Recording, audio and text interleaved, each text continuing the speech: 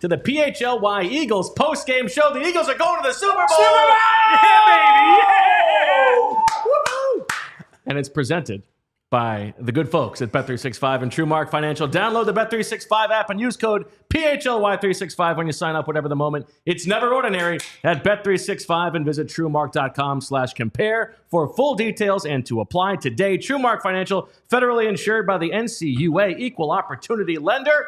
And for the second time in 3 seasons, the third time in 8 years, the Eagles are going to the Super Bowl, this time after another NFC Championship domination, 55-23 over the Washington Commanders. And let's go around the horn. Vinny Curry, Jamie Lynch, handsome Rich Hoffman here. We're going to hear from Fran Duffy and Zach Berman coming up in a little bit. Obviously, we're going to hear from you, the fans. Congratulations to all of you. Hit us up with your super chats. But Vinny, let's start with you. Number one takeaway for you after the Eagles are going to the Super Bowl. Give my boy the MVP. I've been saying it all season.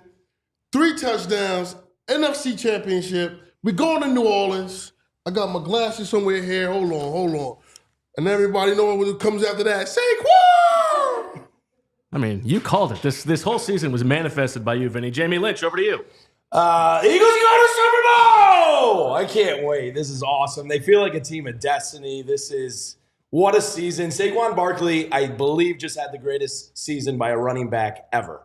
Case closed. Well, he is 30 yards away after a 15 carry for 118-yard performance from setting the record for the most rushing yards in a season, including the regular season and playoffs. Rich Hoffman, your number one takeaway. 55 points, Bo. 55 points. A 50 burger. The passing game is not good enough, guys.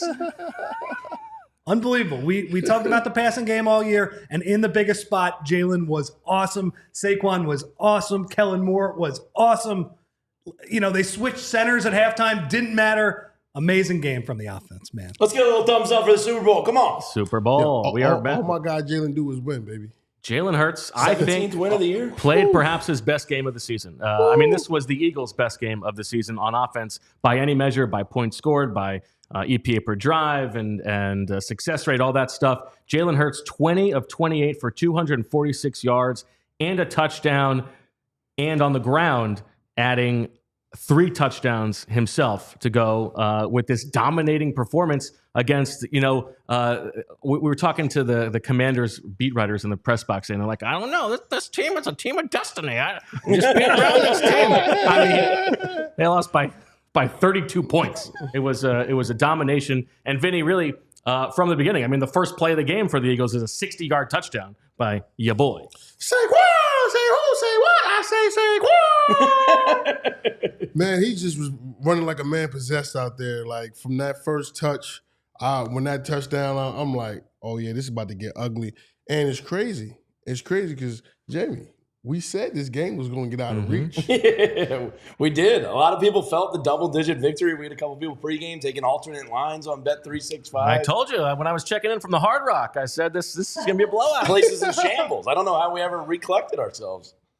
Yeah, we're gonna have to rebuild that bad boy brick by brick, but we're gonna have plenty of time to do it. We got time. We got 2 weeks to rebuild it. AJ Brown, 6 catches for 96 yards and a touchdown. Open. And listen, this game was a little bit in the balance in the second quarter and even early third quarter. But the longer this game went on, the defense again forcing a bunch of turnovers. The offense playing their best game of the season. It was sort of like we've been waiting all year for them to put together their like A+ performance. And they saved it for the biggest opportunity. Yeah, absolutely. They're just, you kind of said it earlier, Vinny, a team of destiny. It seems like every stage is clicking. special teams turnovers, defensive turnovers, the rushing game, the passing game, the offensive line going through adversity and overcoming it. Like everything's just going right now. Let's go to the early super chats from those of you who are super fired up. Real Time with Prince Blue says, Vinny, your aunt and grandmother are at the same church as me in North Carolina and gave my daughter a Vinny Curry jersey today. She wore it, and we got a 50 burger. That's awesome. Where the week of the Super Bowl as well? Do they just have Vinny Curry jerseys? Get out to everybody! Yeah. And Eagles are headed to Nolans. Mikey Faze says that Commanders Stadium takeover looked absolutely non-existent. Jabronis. They are jabronis. They took over one room in a restaurant. It was a pretty big deal. Rohit says, holy? Yes. Dave says, like QB1 said, different games require different performances, and Nick's Jalen just wins. Hard to argue after this incredible performance. Aaron D says game ball to Jalen Hurts. And Oren Burks, LFG Birds, and Daniel Grabowski says go Birds, go PHLY. One more. And obviously now the Eagles waiting to see who they're going to play in 2 weeks in Nolans as the Chiefs and Bills get ready to play. Let us know in the chat if you have a preference, if it matters to you who you think who you want the Eagles to play. Don't care? Nope. Don't Vinny? care. I don't care. Rich? Can't even think about it right now. Too happy to care. This is a celebration. Yeah, So let's start with the game ball that you would give for this game. And that, of course, is presented by our friends at Xfinity. And the game ball is proudly brought to you by our friends at Xfinity. Join the millions who have switched to one of the fastest growing mobile services. Jamie, why don't you go first? Give me your game ball for this game. This is a tough one. I mean, Saquon seems obvious because he kind of set the standard there from the first play. But I'll give it to Jalen Hurts. I'll step up. He's played clean football all playoffs long. He hasn't, lit up the box score in the first two. I thought he was spectacular today. Really nothing to complain about at all. He was putting the ball on the money. He took the runs when they were there. I thought he played, great championship level football today. And importantly, did not take a ton of sacks in this game, which he had done obviously for a while. Only 2 sacks in this game, made a few plays where he was able to throw the ball away. And so while making more plays on the positive end than he has in a while, he also avoided the negatives. There was a couple miscommunication errors there with like the center change and Calcaterra. And so, really, really great game from Jalen. Yeah, I mean, if you were just tuning in and somehow missed what happened here, Landon Dickerson is the center for the first half of the game with Tyler Steen at left guard, Cam Jurgens with his balky back, active but not playing. And then Dickerson gets so banged up in the first half that Jurgens plays the second half, and Jalen Hurts deals with all of that against a team that was actually blitzing him more than any other defense has in a game this season. So how'd that work out for him? So very nicely done by Jalen Hurts. Vinny, I'll let you give your game. I left them for you, Vinny. You can have. I mean, who else is it going to be? Wait, whoa, see? Nah. Curveball. Okay.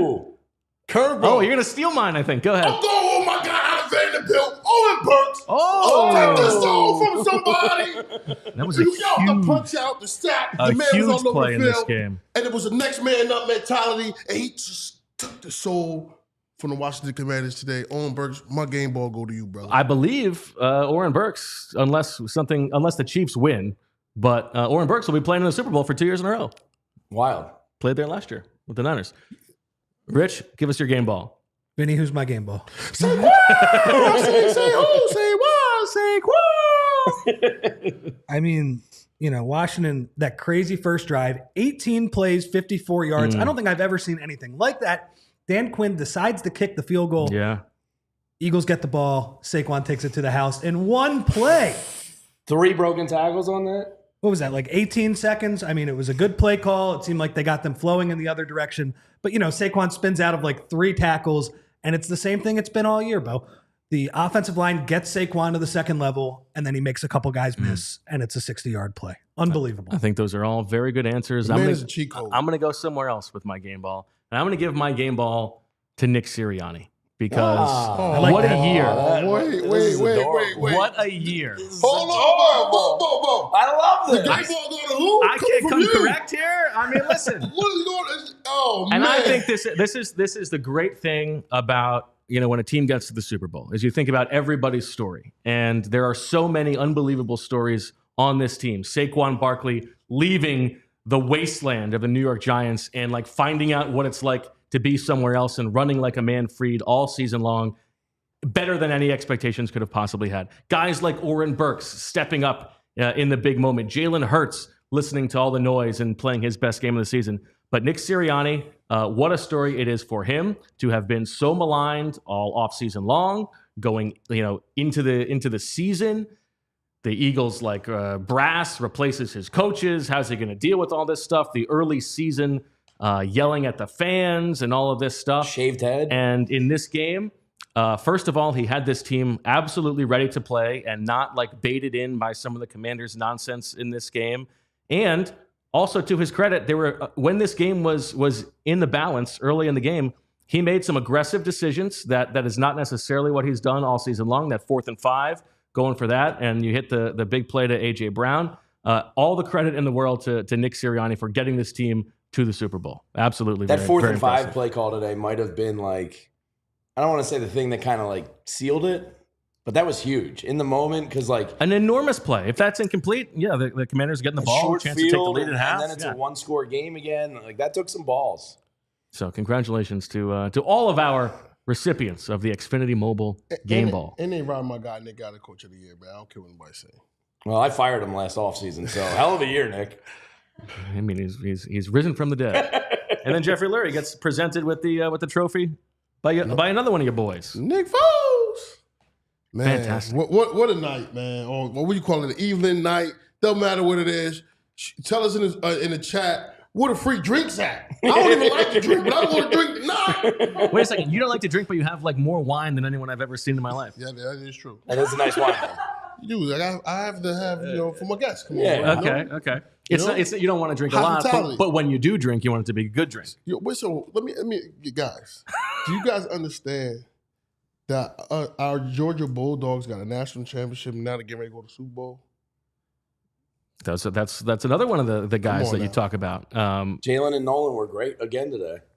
I mean, just think about all the stories, right? You've got Jalen Hurts that we talked about. You got Vic Fangio being the defensive savior, turning this defense around from 29th in the league last year to number 1 in the league this year. His relative hometown team, and he over delivers and has been fantastic. You got Saquon, you got A.J. Brown breaking out again in this game. Even down roster guys like Jahan Dotson, who hasn't done much this season, but gets to beat his former team in the NFC Championship game. You've got Dallas Goedert playing through injury and was a big factor in this game, has 7 catches for 85 yards. Lane Johnson continues his Hall of Fame push. A guy like Tyler Steen, who loses the competition in the summer for right guard, steps in the biggest game of the season and does the job at left guard. You've got the guy who took his job, Mekhi Becton, who had a very maligned career with the Jets. Now he's going to the Pro Bowl. He's been fantastic. You got Jordan Davis having a sack in this game. You got Zack Baun, the most unbelievable story of the season. You talked about C.J. Gardner-Johnson when we were watching this game, Vinny. Bro.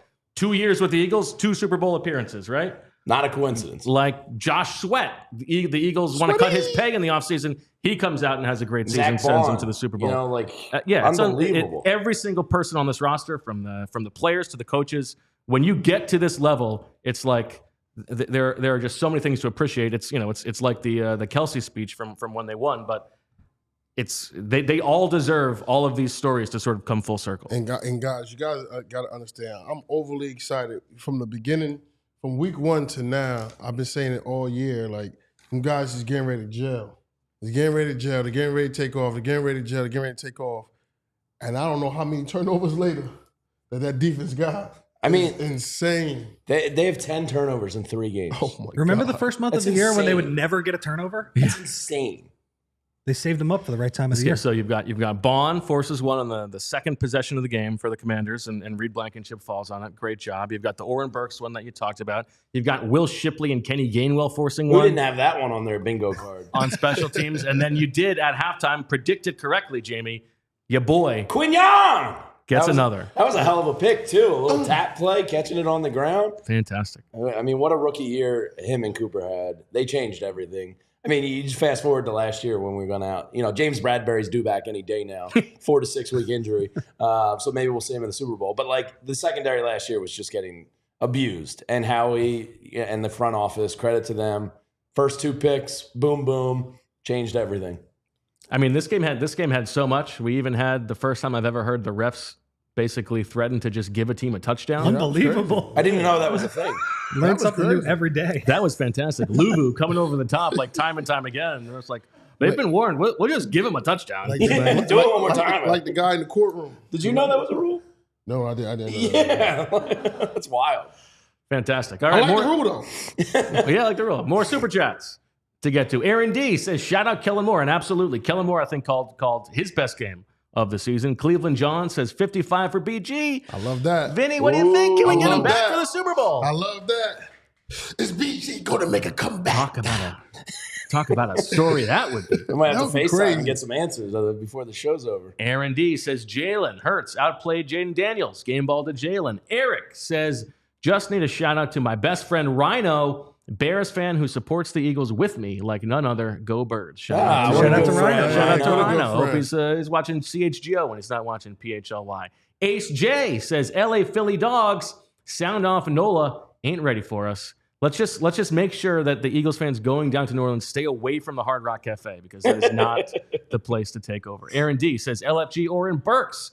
Millers says grab the shiesty and grease the poles. Go Birds. It is nice to be here where we are in the city to hear everybody honking around Absolutely. outside as the party begins. LK, thanks for your coverage, guys. Best in the business. Huge Fran from Perth, Australia. Perth! I haven't missed a game or PHLY show all year. Sensational win. That's your old stomping I grounds, used to James. live in Fremantle. Big shout out to Western Australia. Dave, Turkeys on a BG practice windows opening this week. I'm going to put it at Ooh. 70. You think it's I don't know that he's definitely going to be able to play, but I think he's going to if he's try, close enough, he's going right? to try. He's going to try to practice. Musa, love you guys. Love this team. Love you too, Musa. Aaron D, Bo, you're getting me too hyped. Cobra, I mean, they're going to the Super Bowl. That's not my fault. Blame Saquon. Blame Vinny. He's the one who created him. Pav, any thought that Goddard's ankle injury was mind games? He was so heavily involved in designed runs and screens. Interesting. I don't think so because he was a limited participant And he's in a practice. he's a tough yeah. dude. He's just a tough. That was tough dude. you know, you want to talk about the X's and O's of this game. That was a big factor. Was they were very successful in the RPOs. So as we said, 7 catches for 85 yards for Dallas Goedert in this game. And the truth is, this was the worst defense that they have played in the playoffs. Like this was not a very good defense, but the Eagles certainly made them look like They it. made I mean, them it look was like like yeah, It's everything it was you a would ask scoring for. drive, basically every possession except for the first possession of the second half. A couple more super chats, I think. We don't have to get to them all, but that's okay. Somebody Dom said Eagles winning is great. Eagles win. Good for him. Thank you, Dom. Yeah, I mean, fantastic. Yeah. What a ride. All right. Man. By the way, quick update: Chiefs up 7-0 early on. Okay. Jeez. By the way, Jason Kelsey was in the lots for this game. I don't know if he flew then to Kansas City, but I think he was threatening impressive to do that. work. Yeah. To go to the game in Kansas City after being at the tailgate. in Got Philly. it. Yeah. okay, get a little Shout bit out of to both. Jason Kelsey, man. What a dude. I mean, if Absolutely. Jurgens and Dickerson are really hurt, has he got one more in him? You know, they had to turn that plane. Had to turn that plane around and suit him up. Could he gain 50 pounds in 2 weeks? Because he might have to. It's possible. He probably could. Yeah, Chris Long and Bo Allen were there as well with Nick Foles and Brent Selleck, I believe. We'll get And Vinny there at the Fletcher Super and Chris Bowl. Long recreated their famous side-by-sides. Nice. Yeah. I That's good. retweeted the pause.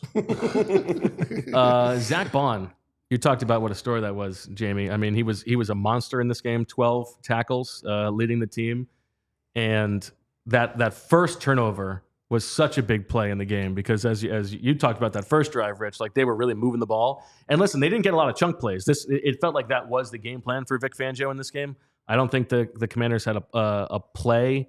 I guess they had 2 plays of over 20 yards, I believe. But it was a sort of bend but don't break. And what we've seen the second half of the season is when they're bending, they're also able to force those turnovers. Huge play. The Eagles have gotten really up and down the lineup so good at that peanut punch, man. It's crazy. They're ball hawks. Obviously, They must practice it. Oren Burks makes the play later when Eckler gets up and he puts it right on the ball. I mean, look, I think in a league where everything is now tilted towards the offense, all of the rules and stuff like that, it's nice to see that the defense is fighting back by just punching at the ball carrier, and the Eagles are doing an awesome job of it right now. Dude, Awesome job. And I totally think that That was what turned the game all the way around. You want to take somebody's heart? I feel like, Yeah, and me and Rich were talking earlier. It's hard to fathom a situation where you don't bring Zack Baun back. You almost have to pay that man his money. Gotcha. And if it's open market value, like, so be it. He changed so much about this defense. You can't, with Nakobe being as injury prone as he is, and I know this is a kind of a conversation for down the line a little bit, but Zack Baun has to be here next year. Well, and again, like what a story for Zack Baun, who not only has emerged out of nowhere to become a defensive player of the year candidate at a position he hadn't played before in the NFL. Now he's going to get to play the Super Bowl in the place where they wouldn't let him play that position. Crazy.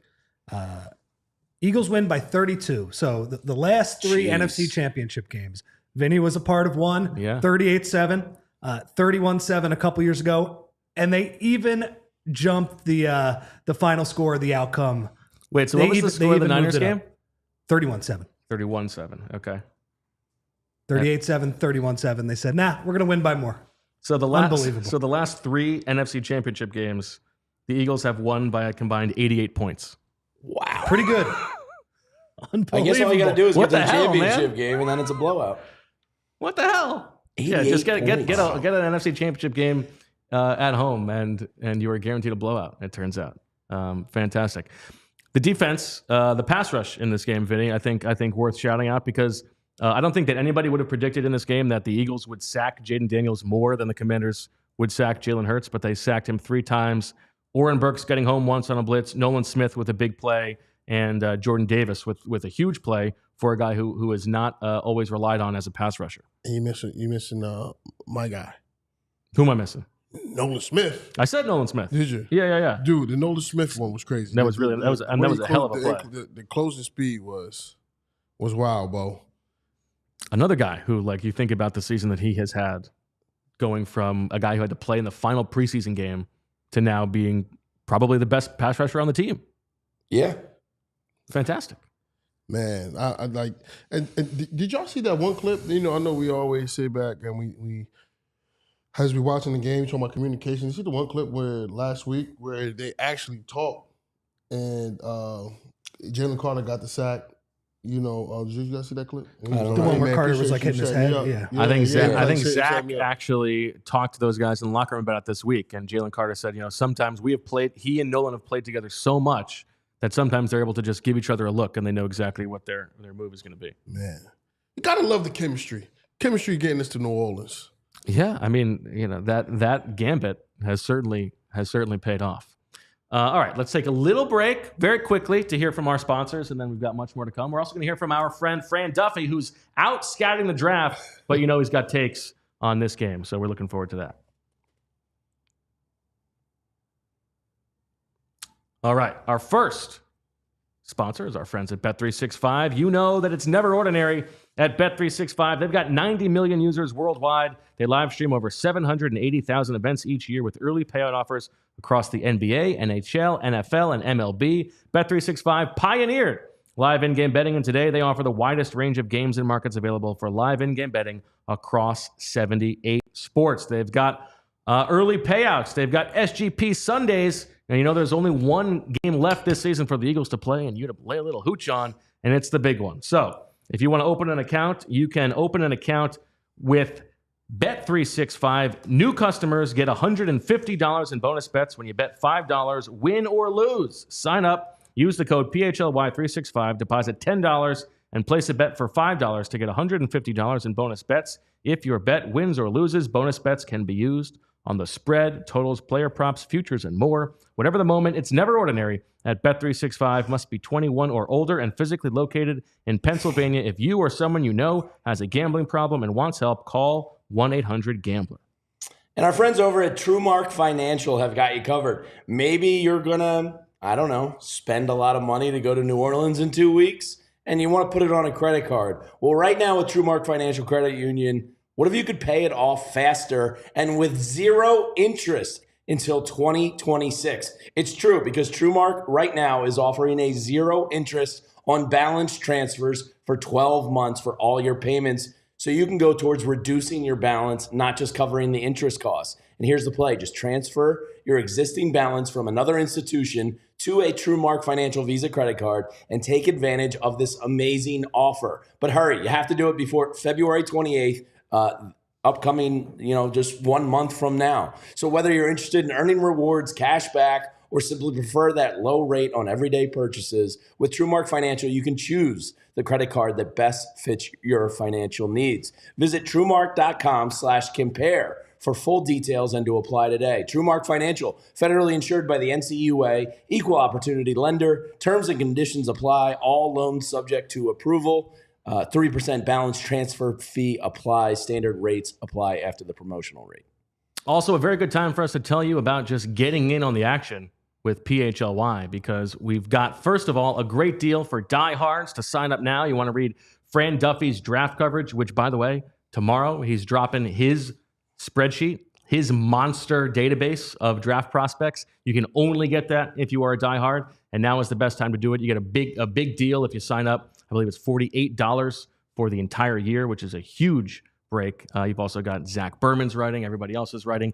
And if you want to celebrate this Eagles victory with some new merch, go to the PHLY locker. We've got some new releases, and now's the time to get in on the action. There's also a big sale coming up. So, Jamie, all systems go on the merch front. Yeah, there's going to be a couple different bins on the site at 20% off, 60% off, 50% off. So a lot of inventory we're just burning and churning through right now at great rates. So just go check out the locker room on allphly.com. You'll see everything for sale. They put it up live. It was supposed to wait till tomorrow, but they said, no, let's just go live celebrate right now. Let's celebrate. People need new gear. So go check out allphly.com locker room. All right. We head now to Parts Unknown, where we are joined by the man himself, the Duff Man, Fran Duffy. Duff Man.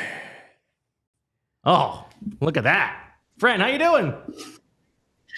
Guys, I'm doing great. This was look, my setup isn't quite what I expect when I'm in the studio with you guys, but But we can tell you're not wearing pants. That's good.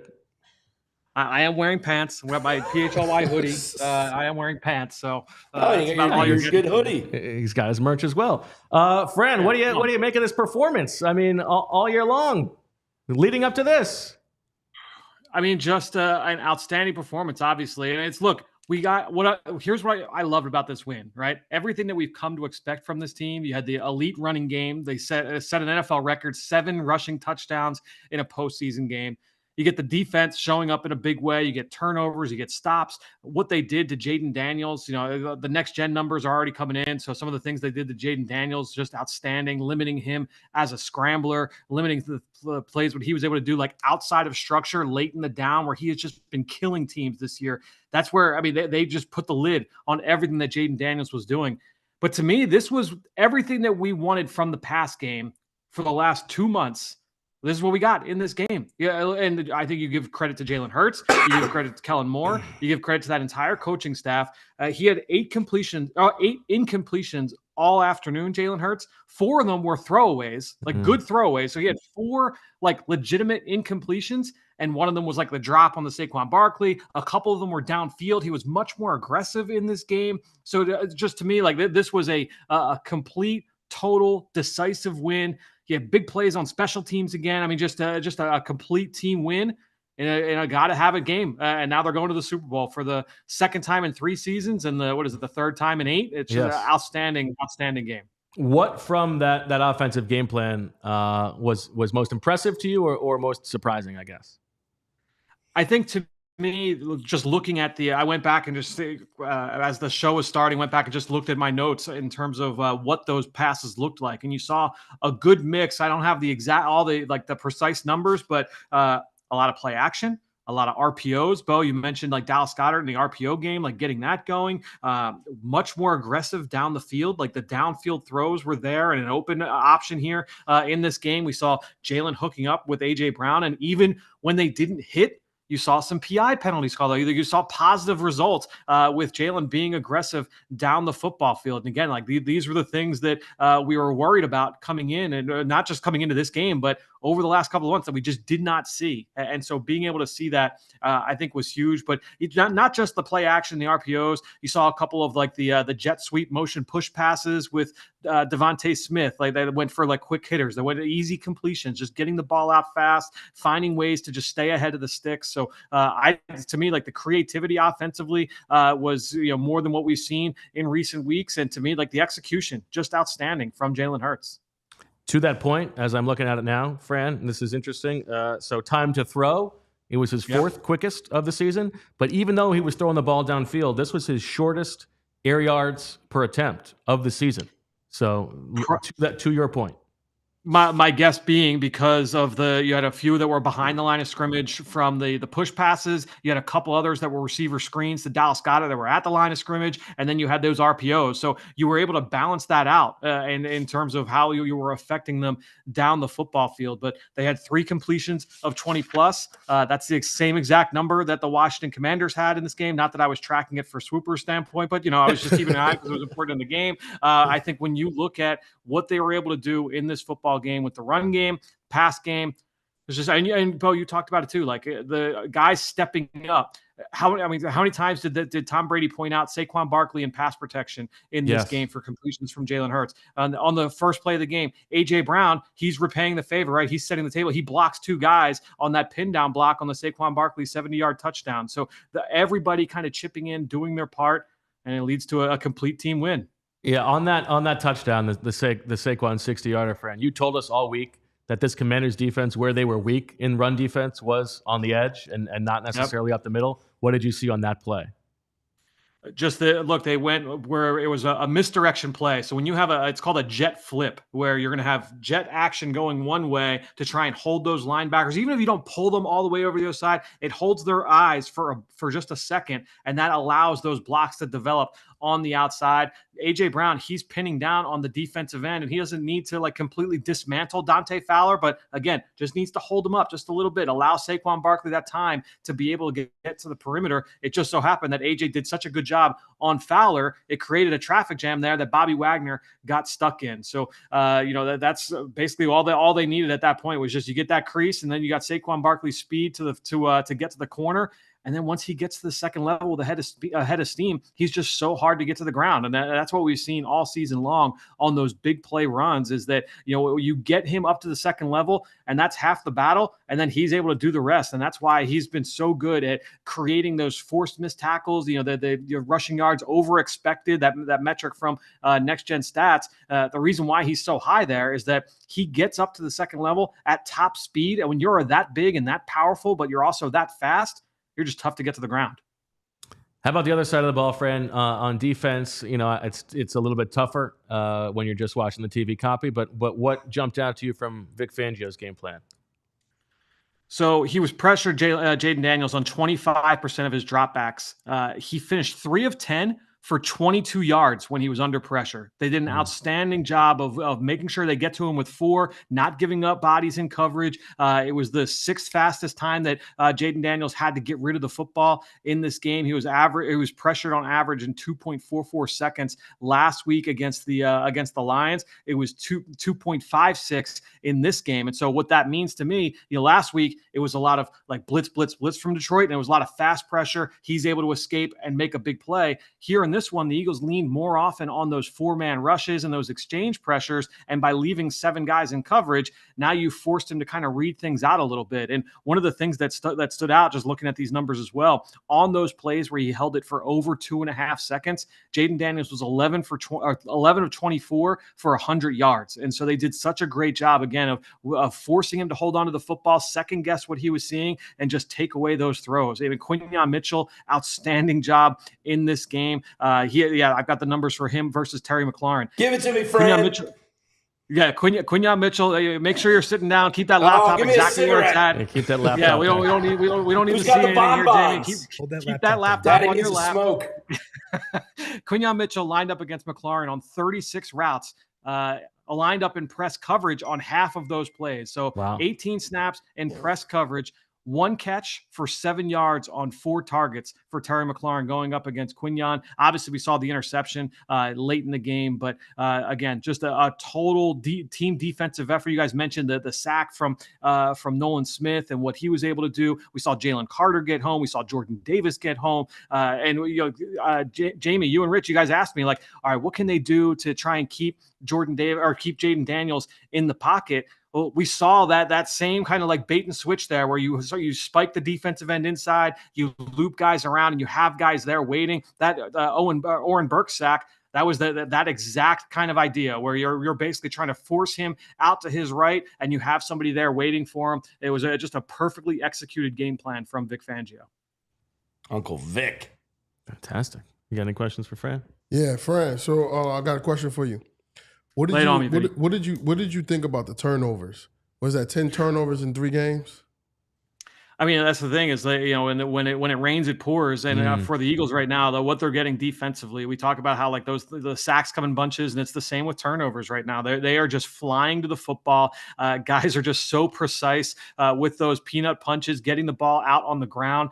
But then also just the play speed. The guys just flying down the field. We saw another one on kickoff coverage again.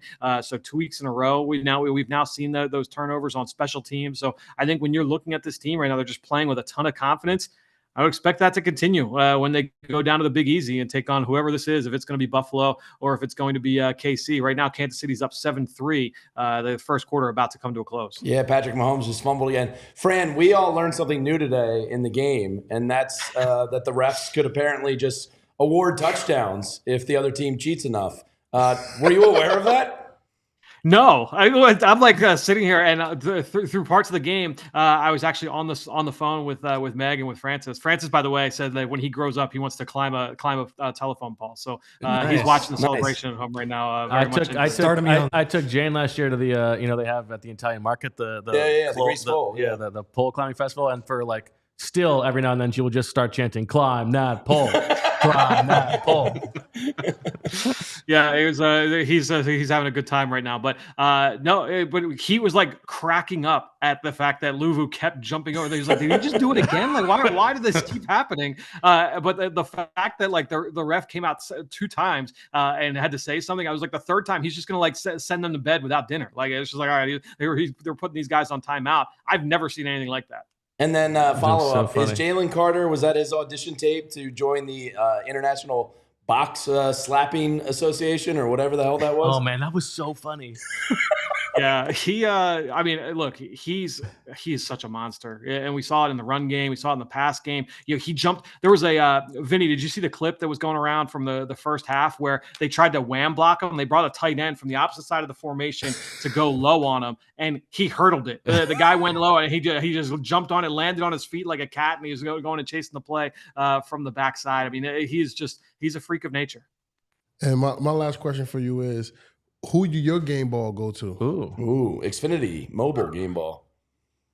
I think I'm giving it to Jalen. I think I'm going to give it to Jalen Hurts. I think with the way that he played, a ton of credit to him. Obviously dealing with the knee injury, to come out and have this kind of performance, knowing like full well that the pass game has not been up to their standard for the majority of this season. Not just like the last few. The majority of this season, the pass game has not been where it needs to be.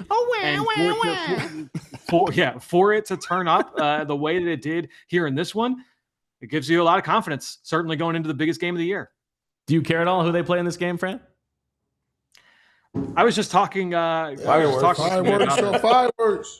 I was going back and forth about it because honestly, I hadn't thought about it much. I was like, I've been obviously we're busy down here, so I hadn't thought about like, all right, who was a better matchup for the Eagles?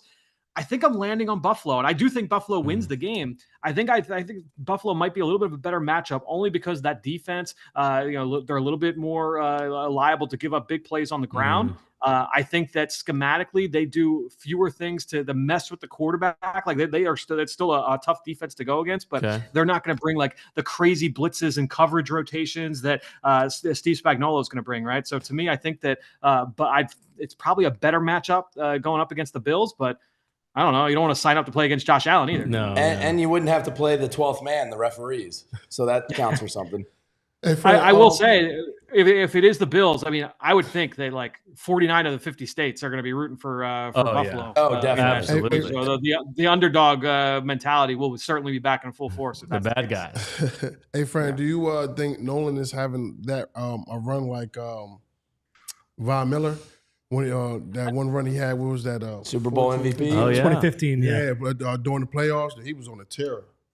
I mean, it's been, hold on really quick. I'm just going to bring it up while I'm sitting here. He has just been on such a heater in terms of just getting after the quarterback, impacting the game. I'm taking notes throughout the game. And it felt like every drive, Nolan Smith is at the football in the run game. He's had 4 sacks in the play. He's had 4 sacks so far in the postseason. He had 2 sacks against Green Bay. He had 1 against the Rams. He had 1 tonight. He had two sacks in the final 3 games, 3 in the last 5 in the regular season. Obviously, he finished the regular season with 6.5. But what he's done, not just against the pass, but the way that he's able to impact the run on a consistent basis as well. I mean, he is certainly like taking a step into being like not a blue chip rusher, but in terms of a guy that is constantly impacting the game. I think you can look at Nolan Smith and say that he's one of those guys. Nice. Have you ever, Fran, been to the Hard Rock Cafe in Philadelphia?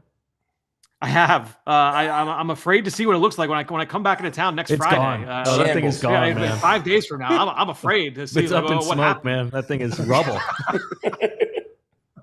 We're gonna I have to saw the rebuild. videos this We're gonna do a morning, and then PHLY charity event where we're just gonna rebuild it brick by brick. Yeah, look, hey, brick by brick, step by step. We can start a GoFundMe, And we we'll will get back to rock running. hard once again. Get the super chats going. All right, Fran. Give us a little bit before you go. Give us a tease of what is to come tomorrow, because it's a big day for the diehards. Yeah, obviously, look, Huge. all Eagles fans are full steam ahead for the Super Bowl in a couple weeks. But I'm down in Dallas right now. I leave first thing tomorrow morning for Mobile, Alabama for the Senior Bowl. Do you get eyes on Shoddy? I didn't get eyes on Shoddy. I think he was a little busy, but Joe Shane and Brian Dable were down here. My guess is they probably were not watching this game. I don't know what they've been doing for the last 3 hours. My guess is they were doing everything they can to not watch Joe TV. Shane, man. But there were a bunch of GMs down here, a bunch of head coaches, a bunch of coordinators. So taking in the talent here, but then basically the rest of the NFL will be descending on Mobile, Alabama tomorrow, and it'll be a fun week. But to your point, over on allphly.com, you'll be able to check out all of my notes on all the players I've studied so far for the NFL draft. So we're up over 150 profiles, 150 players. You can go and check out all of my notes on all of those guys. I won't post any notes on a player that I haven't done what I would say like even a partial evaluation on. So if you see a player that you've had your eye on in college and it's not up there, that's why. I've seen not enough to do a full eval, but it will be coming here in the coming weeks. And so 150 evals and a lot more to come. But and then coverage from the Senior Bowl, coverage from the Shrine Bowl, all that here coming up this week on allphly.com. We joke about it, Fran, but is Fran wearing pants right now? We've only got the top view of you. This database is like you are finally showing the world your full frontal self. This is like all of this stuff that has been held forever. You're now like opening the curtain to the world. Well, I hope you're impressed, Bo. I've seen it before, and I am impressed. It's real and it's spectacular. All right, Fran. Congratulations to Francis and Meg, and we'll talk to you later this week. Yep, sounds good. We'll talk soon, guys. Enjoy the rest of the show.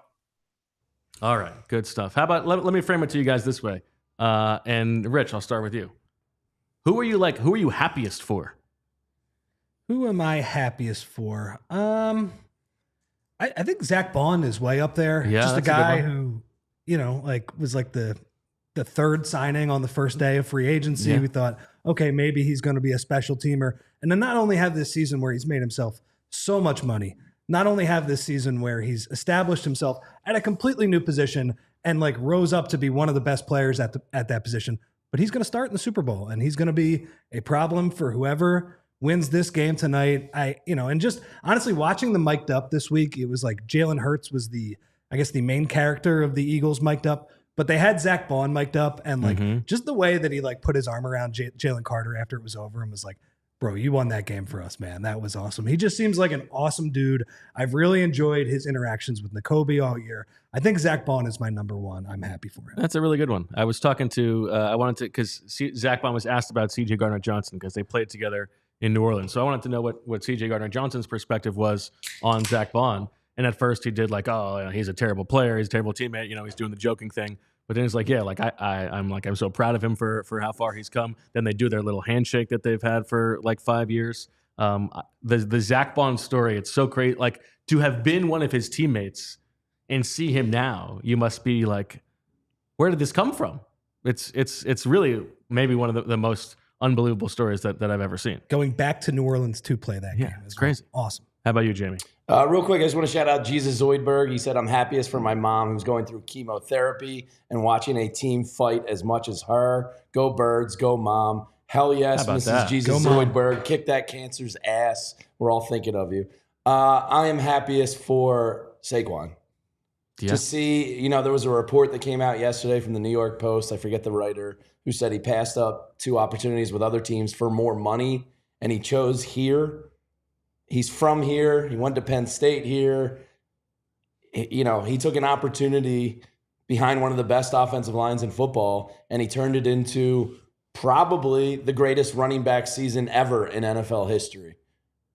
I couldn't be happier for the guy that lost for 5 years in New York, comes here, and now he's going to the biggest game on the biggest stage with the Birds.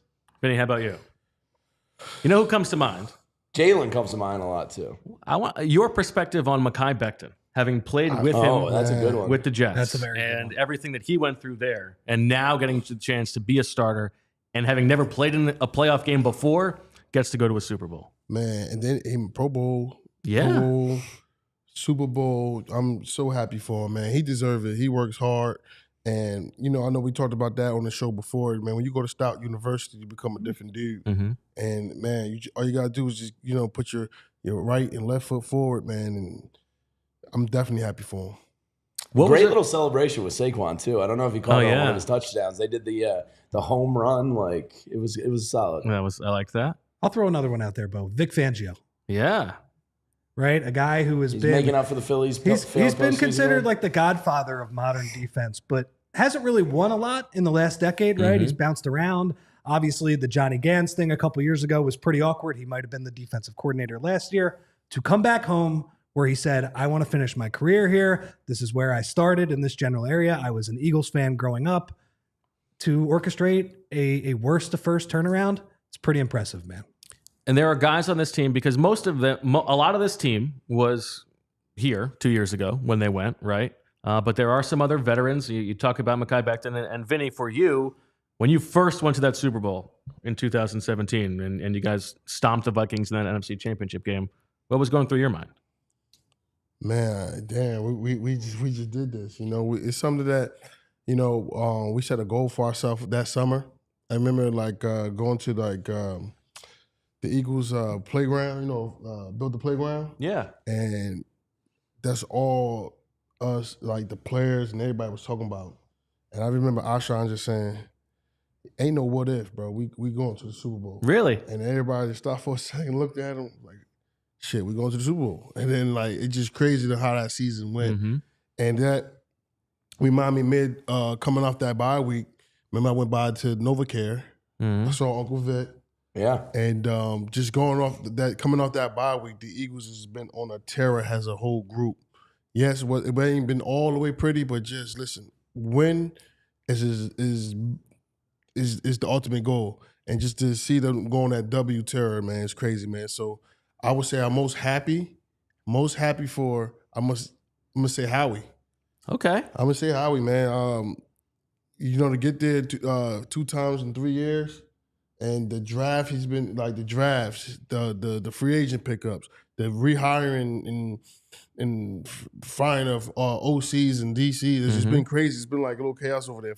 But for them to come out and put this kind of resume together this year, hats off to him, man. And we talked about this before, but this roster is so much, in addition to the moves he made this offseason, the function of what he did like 3 years ago after the Carson Wentz trade, when they had multiple first-round picks and you turn that into getting Jalen Carter after coming off of the Super Bowl, like that's kind of insane.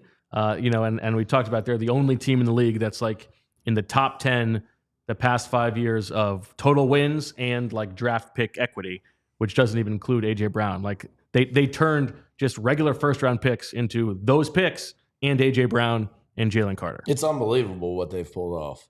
And like their success record in the draft the last 2 years. You mentioned Jalen Carter, but to get Nolan Smith in the same draft on top of it with your own pick, I mean, if it's not for Jalen Carter and Nolan Smith right now, and you could say the same thing about Quinyon and Cooper DeJean, like you're not going to the Super Bowl. Mm-hmm. So hats off to the front office. Incredible job. You want to talk about more like just personal redemption stories? How about Isaiah Rodgers, who didn't start in this game, but a guy who was like literally banished from the league for a year, and then comes in, makes a bunch of plays when he's called upon this season, at a fumble return last week, and now he gets to go to the Super Bowl. Beast. And you mentioned Zack Baun too in all this. He joined Ray Lewis and actually Devin White, a whiff on the front office's part, but that's okay because it doesn't matter, as the only guy to create 3 turnovers in 3 consecutive playoff games. Wow. As a linebacker, that is. He had a forced fumble and a fumble recovery in this game. Fantastic. Unbelievable. More super chats to get through. Let's get a little thumbs up As action we hear going from in you. the Yeah, chat make here. sure Come that on. you're liking the video, Party. subscribing. Tell a friend. We're tell doing a so much for family you.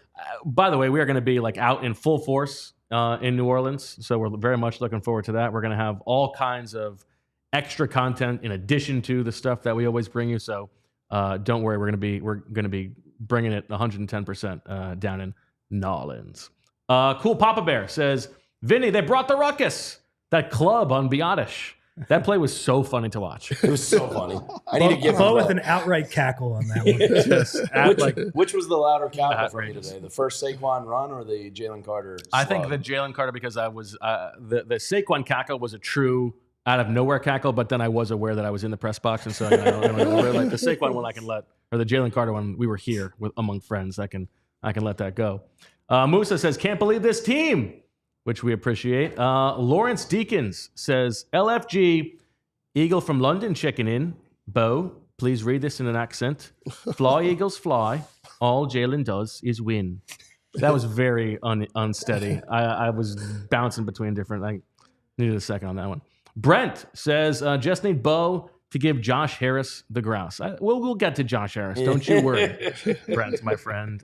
Micah Phased said, I know Fran is going to the Shrine game, but is there a chance he can give us some grabbies from this game? Love his breakdowns, especially when we humiliate the opponent. I think we'll get some Fran grabby Super Bowl week. I think this week he's pretty tied up, but don't worry. We got 2 weeks to look forward to this Super Bowl game. Philip says, NOLA PHLY meetup. Absolutely. We're going to make that happen as well.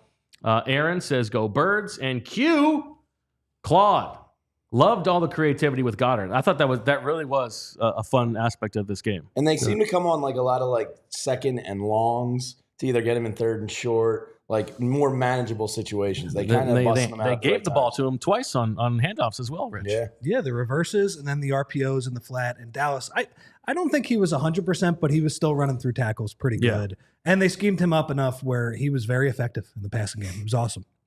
Matthew Greenwood gives us a super chat. Shout out, Matthew. If you had a different question, we will try to answer that in the chat. And then White and Crispy says, Howie only drafts players we've heard of. It's not a bad philosophy. Yeah, maybe not the We're worst going strategy. to New Orleans, dude. Yeah.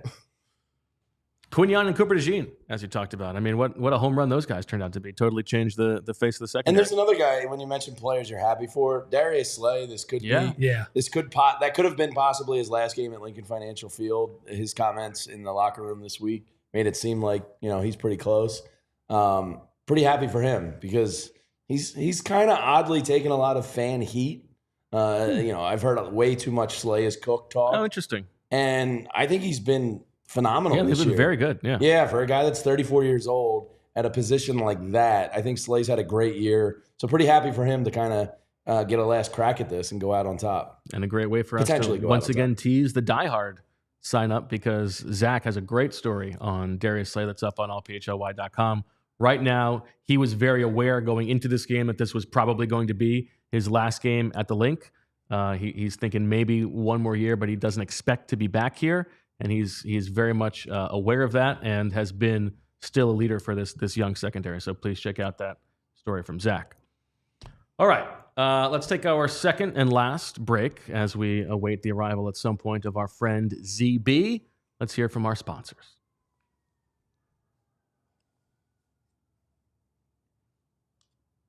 Starting with our friends at Valley Forge, who are going to make sure we hear from Zach in the locker room in a little bit. But until then, let's talk about Valley Forge. Weekend winter getaways and family-friendly affordability is all there for you in Valley Forge and Montgomery County, Pennsylvania. Valley Forge and Montgomery County have so much to offer, like must-see historical sites, tons of family attractions, a vibrant art scene, outdoor activities, shopping, and more. Just 18 miles from downtown Philadelphia.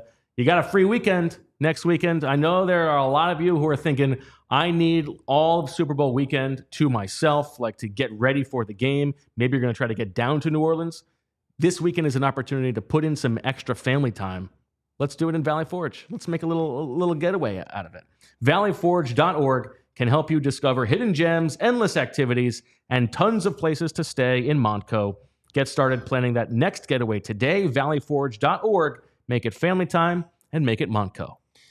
I've got the perfect gift for that diehard Birds fan in your life, and it's right here over my shoulder. It's the Ice Shaker.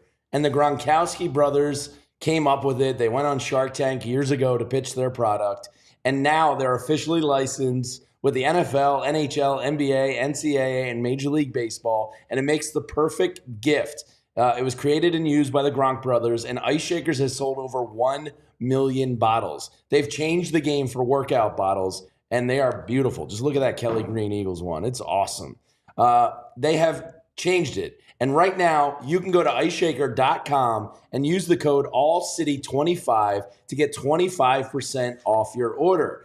It's kitchen-grade stainless steel, so it's not going to absorb the odor like other bottles. That's the worst. They have the patented twist in agitator that breaks up powders. Or if you're like me and use it more for, tailgating cocktails, it's a great little strainer.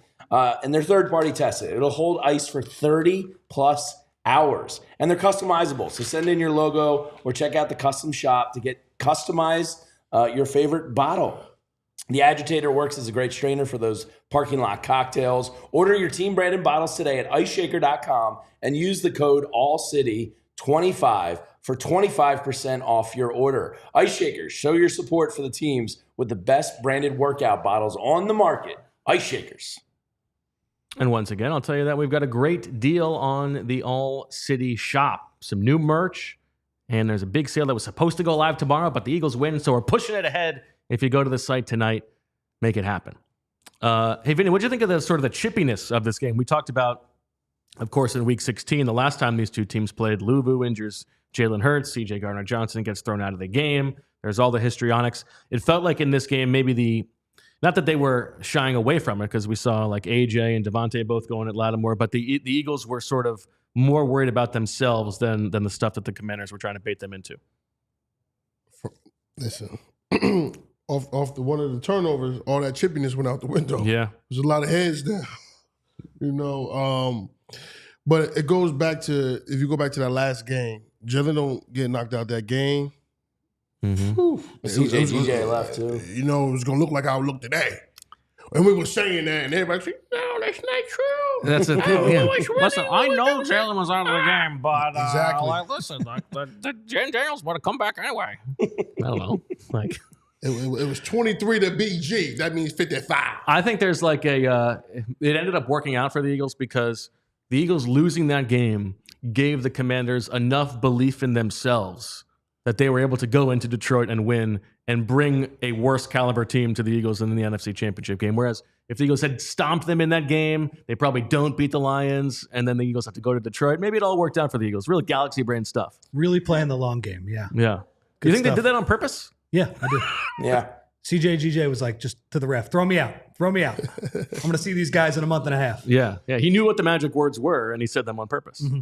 Yeah. Jalen just lit up a stogie in the locker room. Oh, He's got interesting. pleated pants on. Quite He's a bringing, celebration. He's bringing pleated back, and he's lighting up a stogie. Yeah. right What did now. you make of that outfit? He deserves it. He looks like an R&B singer from the early He 80s. loves the 90s. He loves the 90s. He absolutely loves cosplaying as Michael Jordan. Yes. That is, and so I mean that Zach wrote about it. It's like it's a thing, and so I think he was just trying to channel MJ. MJ has the worst collection of jeans I've ever seen in my life. So, like, leave those ones at home. The baggy Jones. Oh, it's working. It's working, right? Pretty funny. And the other scene from the locker room, which Vinny was playing earlier, is that Gilly was playing the song. On and on. Can't understand how it lasts so long. Blow the whistle. I mean, Vinny was playing it a lot. He was playing it like every 3 minutes in the second half. Man, I'm like I said, man, I'm happy for this team. Like, you see them rally around each other and the way they came together, coming off that bye week. I keep saying that because going into the bye week, we all were scratching our head. But listen, that's how you persevere, Would you like the update here? Sure. The Buffalo Bills are currently up 10-7, 4 minutes to go before halftime. Kansas City currently driving at the 10-yard line. I see 14-10. I think they're going They in. must have just scored on this next play then. I bet it's going to be an 11-yard pass from Patrick Mahomes to Xavier Worthy. You're exactly right. He dove for the pylon, out of bounds. Chiefs now up 14-10, presumably. Collect your winnings. Yeah. There you go. By the way, my Bet365 NFC Champ plus 700 ticket just cashed. Nice. I have a when did you plus- put that in? Preseason. Okay. And I have a plus 1,400 Super Bowl ticket. Nice. So let's go Birds. How much hooch did you lay on that bad boy? I think only like 50. It's not bad. Yeah. Yeah. So that'd Okay. be nice. Some more super chats that we can tell you about. Matthew. Oh, no, we already got that one. NW Bird says, long-time caller, first-time listener. We're having a third child in July. Congratulations. We need the PHLY team to name him. Ooh, Saquon, obviously. Ooh. Yeah, I mean, Saquon's good. Saquana, if it's a girl, maybe. No, Saquon if it's a girl. Saquon works both ways? Yeah. All right. Let's think. Makai? Here. Yeah, Makai. I mean, I think you can wait and see how the Super Bowl goes, and if there's someone there. Howie? Howie's always Howie. strong. Baby Yeah. Howie?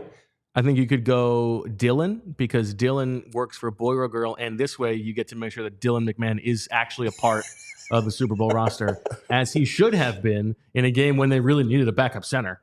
You know what I mean? How about that? By the way, James Bradbury made the official merch shirt on the roster listing on the back. He is listed on the roster. Who is? James Bradbury. Yeah, well, he is on the roster. Which is very funny. Yeah. White and Crispy. In quotes, Vinny, Howie made everyone look silly. He did. You nailed that. And then us to Guam to us, Frankie Luvu's jump needs to be posterized. That's good. I did like all the memes of people just jumping through windows, and that's like Frankie Luvu just. I'll tell you what, though. Frank Lulu jump. Watch this offseason. They're going to say, oh, I got to be in the push touch. Well, watch. Yeah, telling you you. might be right. He could have hurt somebody. Yeah, I mean, I'm very curious about the refs just having the ability to just award touchdowns. Like, I'd like to see them just be really liberal about that. Like, offsides touchdown, just at the 50-yard line. I do wonder if that whole sequence is going to bring back the conversation this offseason, especially if the Eagles win the Super Bowl, too. I'm going to tell you why. Do you remember when everybody was jumping over to block the field goals and all the you can't do that no more. You can't touch anybody.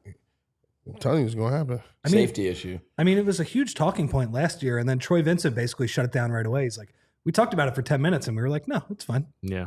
So I think we got to give one bit of credit to the Commanders on this front, and you talked about it, Vinny. Given the what happened in the handshake line after the last game, how about Zach Ertz? Ooh. 11 catches for 104 yards. Man.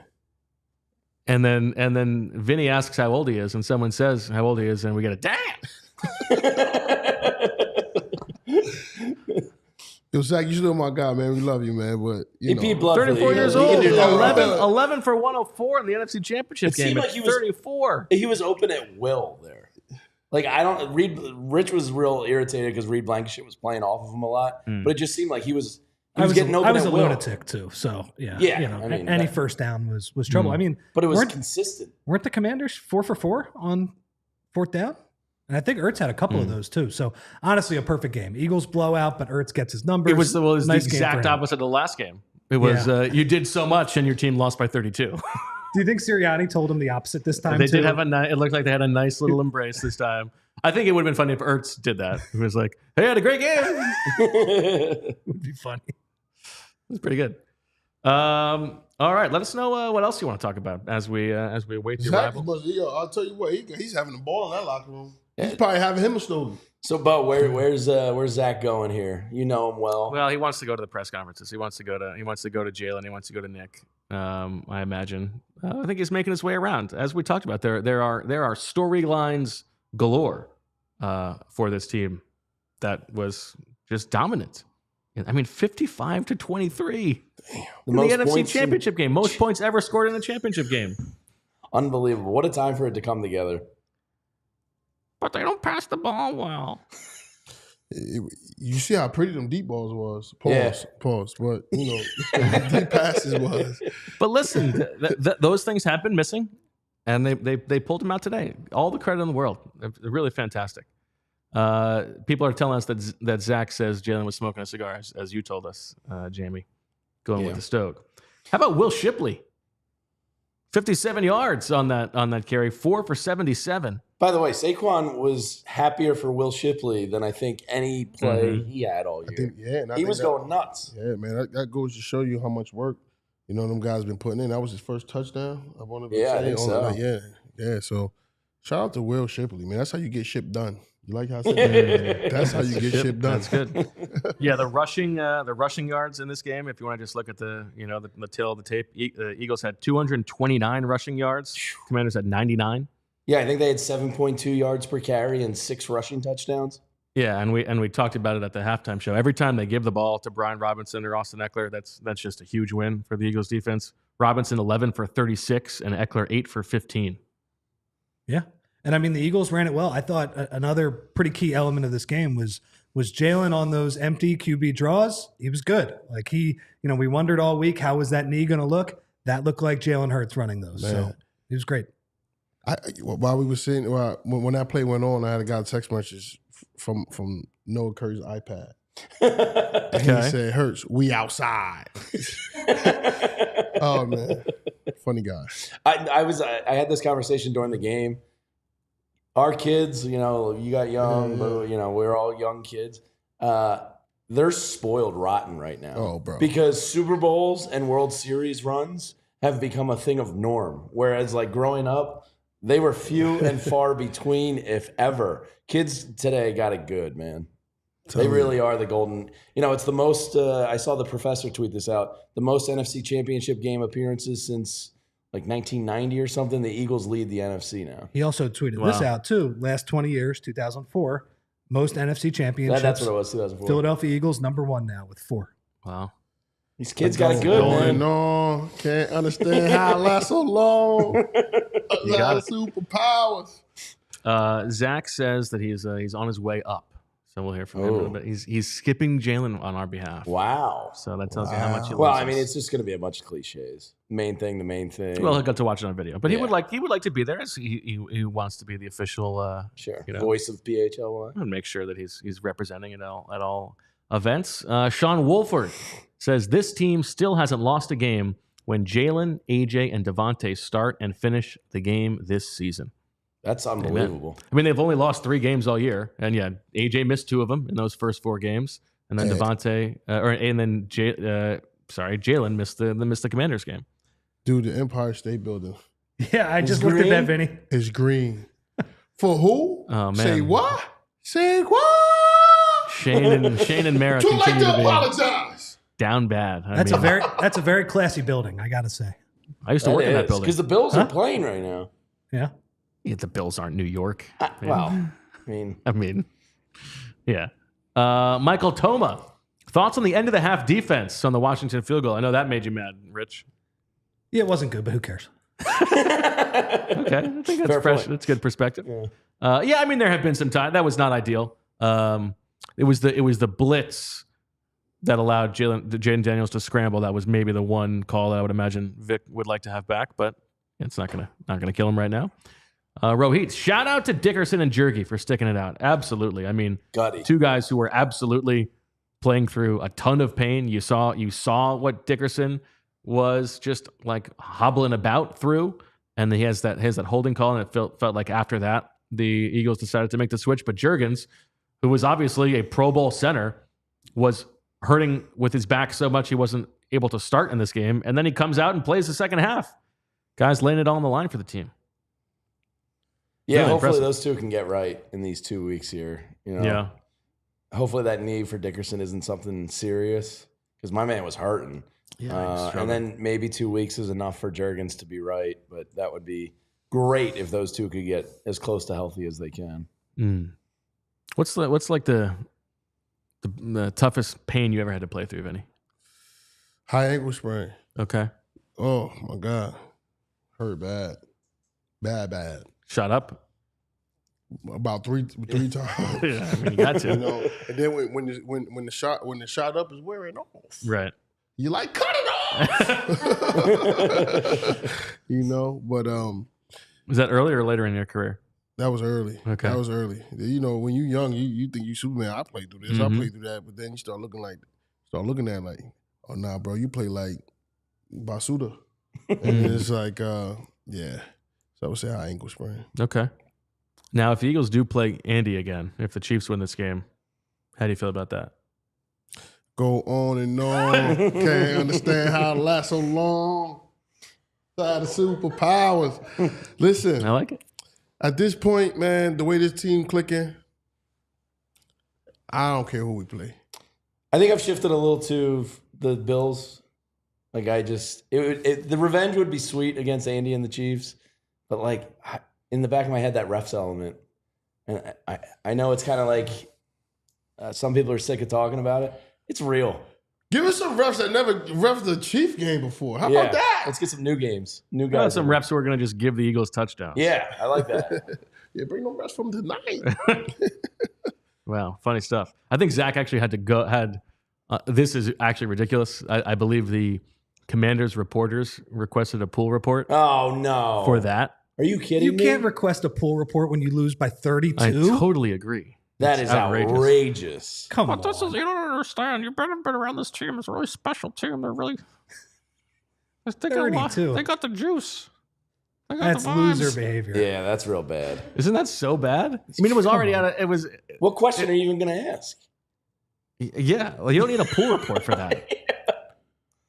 Like there wasn't like a controversial call that No. like swung momentum in the game or something. Yeah, they were losing. They were already losing by. Well, actually, you know what? They were down 11 at that point, but it was first and goal at the inch line. Like And dude, let's just be honest. Them 4 turnovers led to what, 20, 21, 27 Yeah. points or some craziness like that? Like, stop it. crazy. We got more super chats. Everybody's just rolling in it. Love that. No, we don't actually. We need some more super I chats. apologize. Yeah. What have we not talked about? Some of the calls that extended drives in the first half for the Eagles. So there was the holding penalty on Lattimore, which we talked about on DeVonta Smith. I think that was a good call. The Sandra still won when Saquon's out of bounds. A little bit more ticky tack, but got to play smart. I think they have a bit of a reputation on that Commanders defense. Yeah, we talked about it at halftime. I think if he just pushes them out there, it's nothing. But he kind of laid the shoulder in the white paint, so I was fine with that call. I like it, slightly ticky tacky, but it's fine because the game had gotten chippy at that point. The refs probably wanted to calm things down. Yeah. And then there was AJ and Lattimore. I guess we haven't talked a lot about AJ. Yeah. 2 pretty quiet games to start Yes. the playoffs, but you're not going to get 3 quiet games from AJ Brown in a No. row. And he was terrific. I mean, I think, honestly, the 4th and 5 play, the decision to go for Might it, have been the play of the game. the pass from Jalen, the catch Yeah. from AJ, huge play. And the Eagles were off after that. Yeah, I arguably the turning point of the game, I think, because there was Eagles jumped out, Commanders were coming back. You're worried, like the power of Jaden Daniels. You don't want to give that ball back. I think Nick was maybe a little bit urged into it by knowing that Dan Quinn was aggressive on 4th down. I think Jake Elliott's missed field goal earlier than that played a factor. And for Jalen to make that beautiful throw to AJ was huge, Vinny. Man, I keep telling y'all, he got the best deep pass in the game. He does. You can't use the ball word, but The best deep pass. Yeah, I think that's where some of the frustration comes from with the passing game is because when he does throw deep and they do go for those splash plays, the ball's usually on the money. He got to have the most wins as a It does starter. seem like a low percentage play, but with those guys, it's not really that low AJ's the percentage. best They're at both very 50-50 good balls at in that. the league. And Jalen throws that ball really well, which is frustrating because the one time he didn't throw that ball. He had one-on-one. It's like, come on, funny, that's your play. I asked Bo on the way up. I say, is AJ Brown the closest thing we ever going to see to T.O.? Yeah. Yeah. That is crazy. He might be better. He might be better. But T.O.'s probably a top 3 receiver of all time. So AJ is so good. And he's always open, been here. 7-Eleven. Yeah, he is always open. And you know what? To that point, I was happy that there was a play in the first half when Jalen was rolling to his right, when usually he would throw that ball out of bounds, and he gave AJ a shot. It was incomplete, but he threw it downfield to AJ, who got a hand on it. It was almost pass interference. Like, yeah, those are the kind of plays where give him a chance. yeah. That's how good he is. I don't know if he'll be better than T.O., but I think talent-wise he's more talented. That's because T.O. was so good, but he would lead the league in drops. Whereas A.J. Brown will lead the league in 50-50 balls. He almost has better hands than T.O. T.O. is I can't even say a better athlete because A.J. was drafted by Major League Baseball too. Yeah. You like that comparison, huh? It's like They're different, but so dominant. T.O., each. I think, physically was more ahead of his time. Yes. He was more of an outlier physically than 20 years of evolution have made A.J. Brown. But I think A.J. is more consistent. I think you're right. Yeah, absolutely. At least, certainly with the Eagles. I mean, he's played more than one season. I didn't watch every Titans game. T.O. We said this on the halftime show too. DeVonta Smith cleats, the Iverson cleats. So sweet. Hard. Those are fresh. Hard. Made a nice catch on the sideline. Really got to highlight those 4 cleats. for 45. That was nice. Yeah, you got to bring them back in the big game there, DeVonta. We do have a couple more super chats that we can hit. Idiot Sandwich. First time Washington reporters cared to ask questions this week. Very funny. Grace. Kevin Burkhardt trolling TB. Did I miss that? Yeah, at the end when they showed Nick Foles. Oh, that's pretty good. What did he say? Well, they were talking about the Super Bowl, and I'm pretty sure Burkhardt was like, "Hey, what were you doing that night?" Or whatever. That's pretty good. Nice. I Good like work, that. Kev. Yeah, it was pretty good. And then Benjamin Vanston says, "Did I miss Jamie talking about Q's interception?" I'll give you another chance. Quinyon! That was awesome. I'm so happy for him. All season he's bottled up, and then he gets, 2 in the last 4 weeks? Quinyon, the league's not ready. All right. It's time to go to the Valley Forge Locker Room Report. ValleyForge.org can help you discover hidden gems, endless activities, and tons of places to stay in Montco. Get started planning that next getaway today. ValleyForge.org. Make it family time and make it Montco. And we welcome Zach Berman.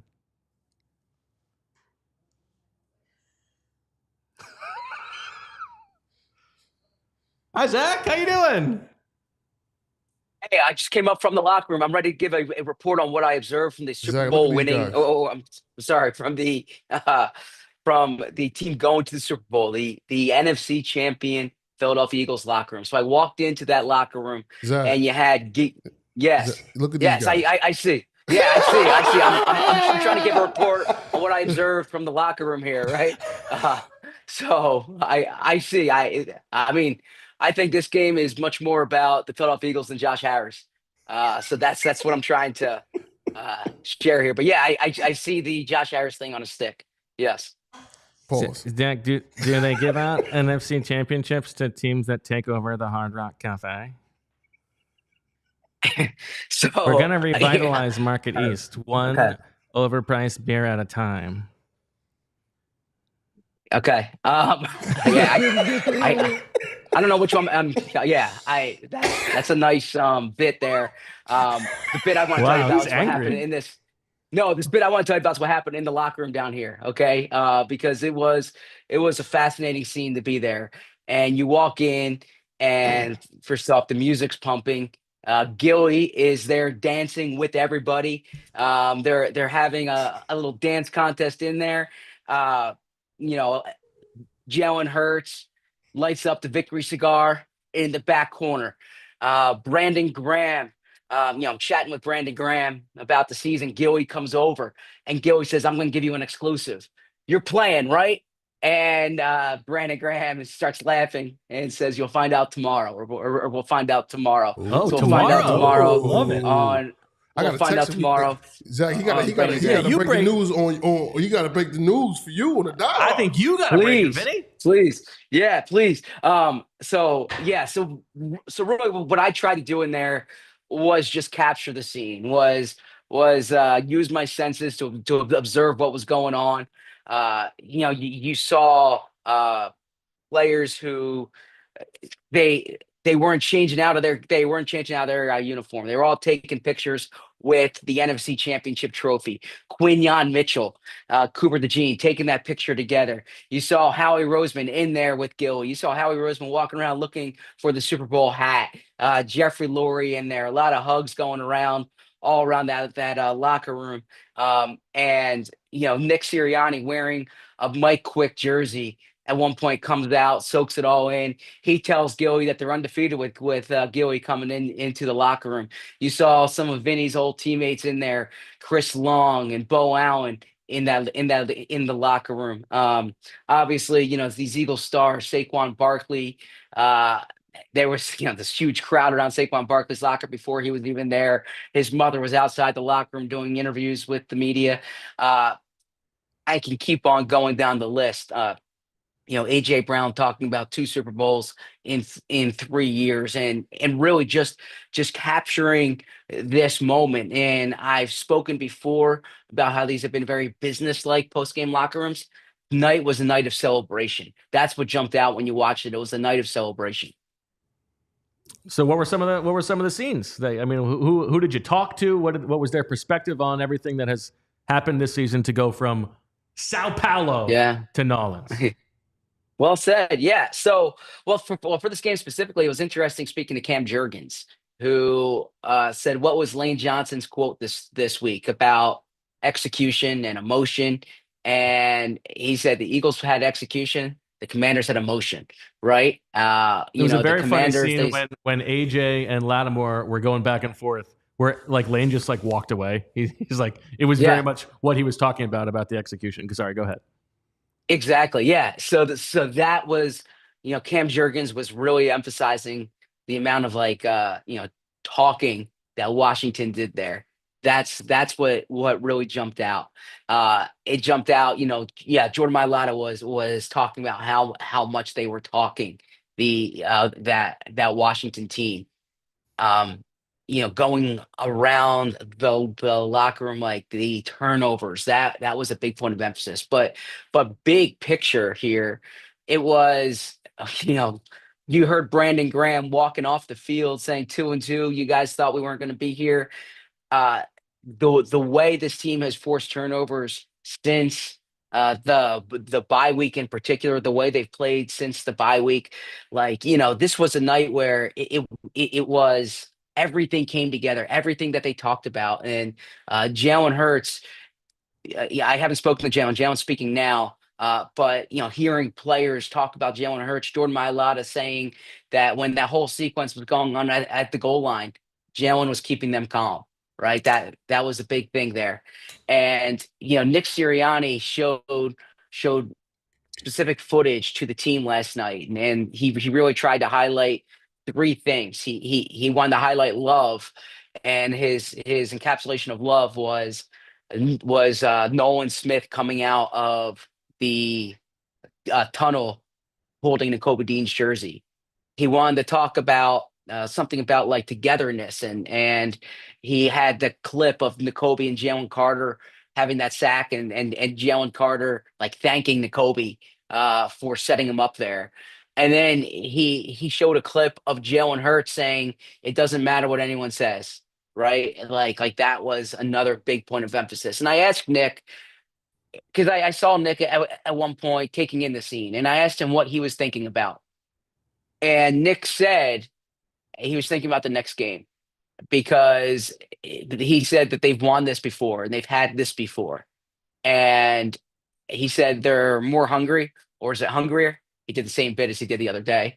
But he said they're more hungry than ever. So he said what he was thinking about when he was taking in the locker room was the next game, that they've had that type of locker room before. They've had the NFC Championship locker room before. And then it was what he was thinking about was winning that next one. And yeah, I think that resonated because you saw, for instance, the clip at the end of the game last week on the field where Jalen Hurts says to Saquon one more, and Saquon says two more. And yeah, they're here, but I had multiple people, like behind the scenes people, say to me, one more, like that. That I don't want to say it was a rallying cry, but it was something that you heard over and over and over again. AJ Brown said that he's happy right now for the guys who haven't experienced this before, for the guys who haven't won the NFC Championship. But yeah, there's a group of players in that locker room who were in that quiet, who did not have this celebration in 2 years ago in Arizona, and I think that was on some of their minds tonight. Super chat, Zach from Grace, who is very enamored with the outfit. She says ZB in his Hamptons fit, calling white linen pants and leather huaraches under that, if anything at all.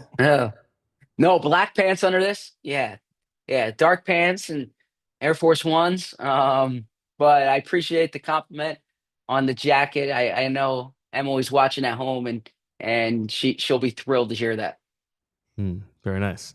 I think that the Nick story here is appropriate to discuss. We talked about it earlier in giving out our game balls, but obviously the season that he has had, and you have chronicled so much of it, as you sat there and watching this, and as he's thinking about the next game, what do you think he was thinking about in terms of the journey that this season has been?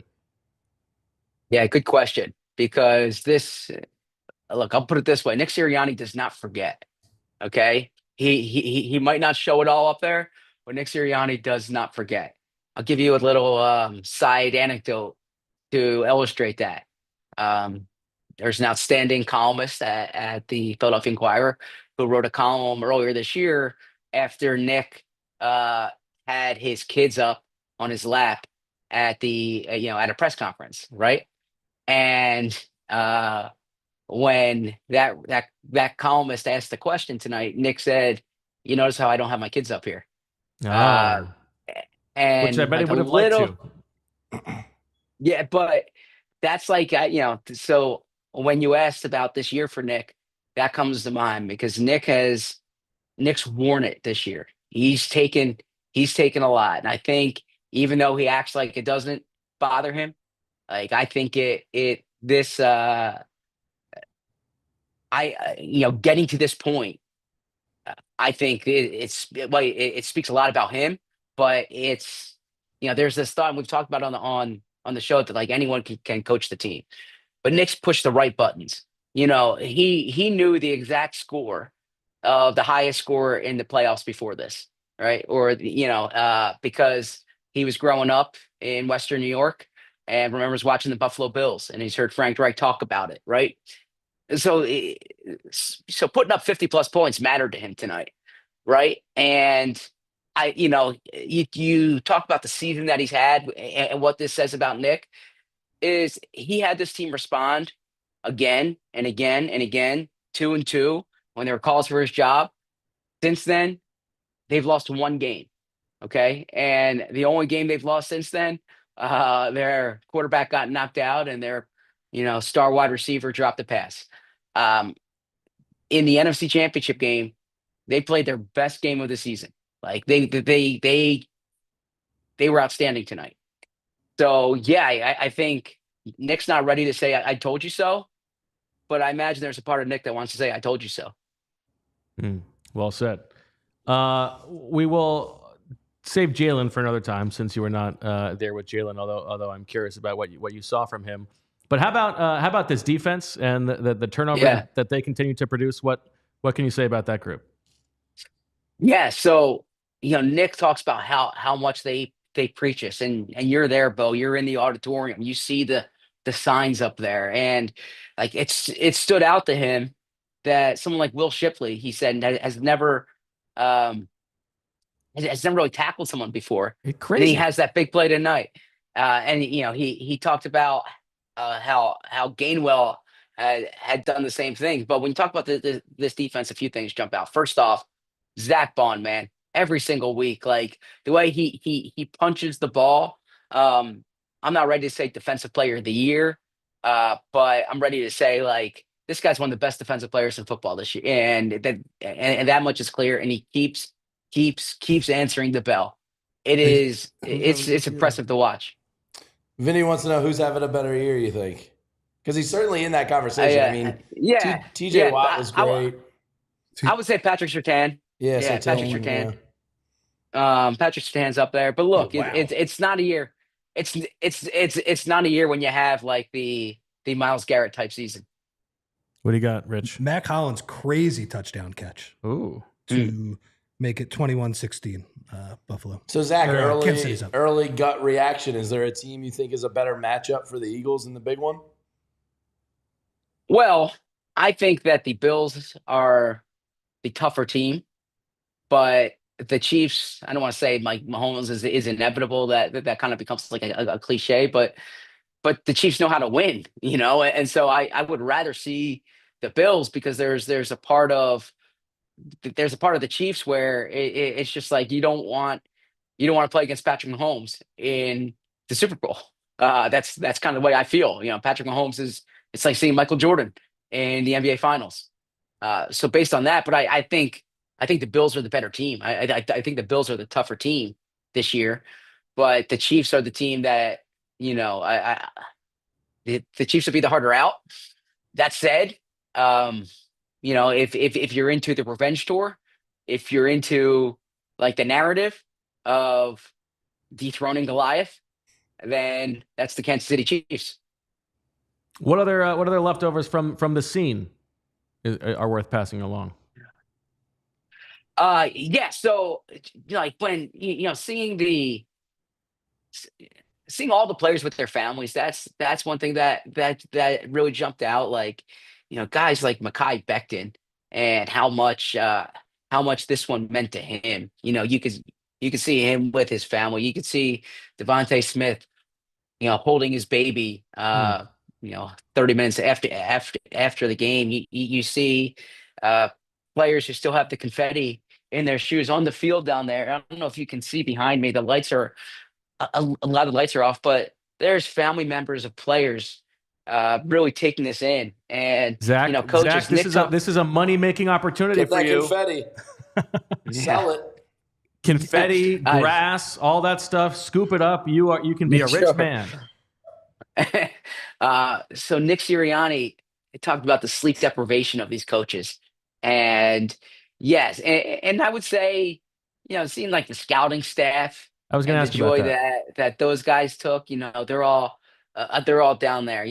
Guys like Alan Walking. I bring him up because you did a great story on him a few years ago, and like the life on the road that these guys have, and then they're in this like these guys. There's no wins and losses really for the scouting staff, right? It's kind of subjective, and there's so much that goes into it. But when you see this roster that was put together, and the amount of time you spend on, let's say, analyzing Will Shipley, right? Yeah. Can Will Shipley do this? Can Will Shipley do that? And then here you are in the NFC Championship game, and Will Shipley scores his first touchdown.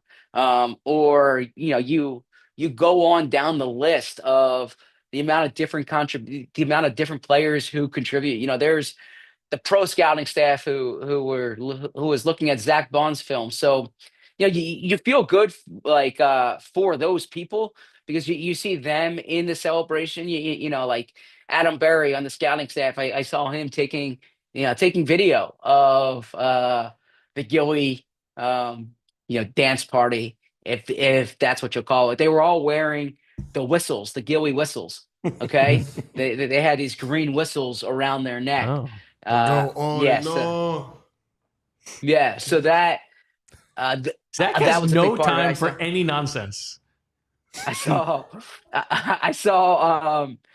Jalen Hurts, Jalen Hurts kind of, I don't want to say unveiled. That's not the right word, but like the first time that he was seen publicly with his now fiance, right, was after the NFC Championship game a few years ago. And so you saw him walking off the field with his now fiance. Like I just bring up all these different scenes, but to me the stirring ones are Jalen Hurts lighting that victory cigar in the corner, So Zach, right, and that's like the Michael Jordan shot. so speaking of Hurts, I want you to decipher his answer right here. Jeff McClain just tweeted this out.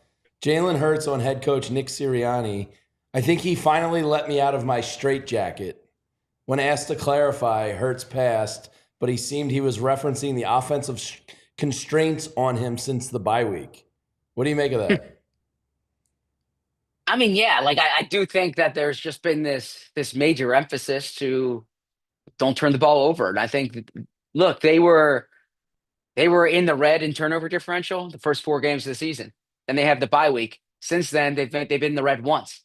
I think there was a major emphasis to Jalen, don't turn the ball over. If you think about those first 4 shows we had, what were the conversations about often? Jalen turning the ball over. So when you talk about the straitjacket, maybe that's what the reference was. I will listen back or I'll watch it back to see if there's any additional context there. But that's my guess is they've really been focused on not turning the ball over, and Jalen probably feels that. And there's probably a part of Jalen that, look, he's a prideful guy, and as much as he goes up there and says that winning is all that matters, Jalen wants to be the reason why they win, right? He doesn't say it, but Jalen wants to be the reason why they win.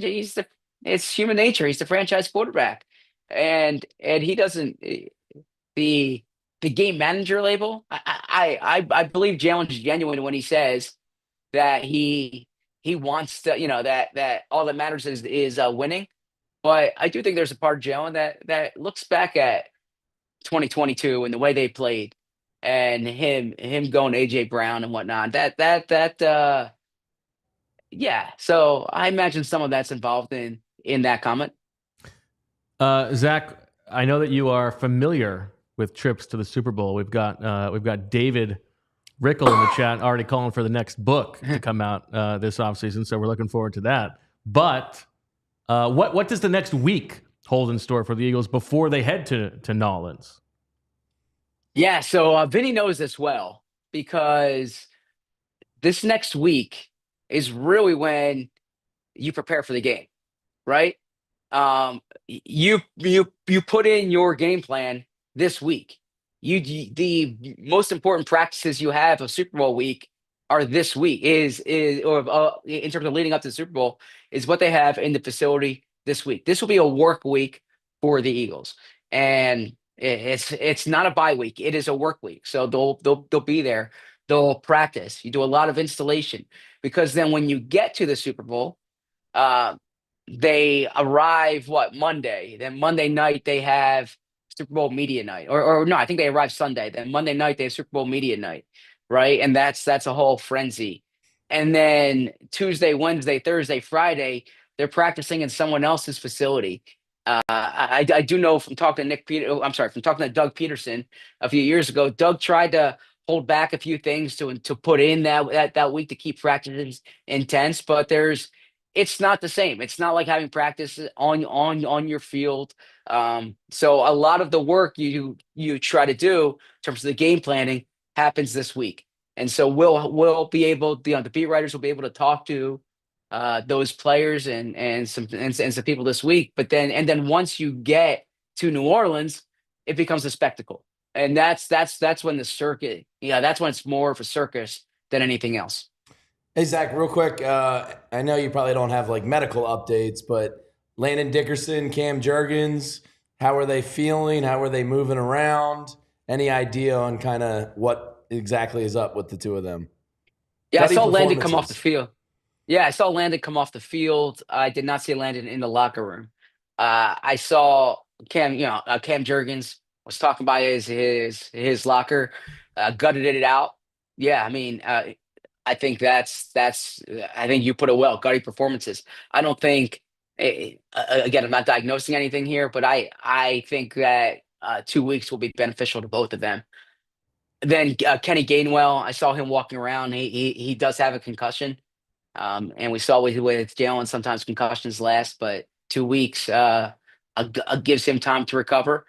But I think the big injury to monitor is Brandon Graham, because Brandon Graham said there, he said we'll find out tomorrow.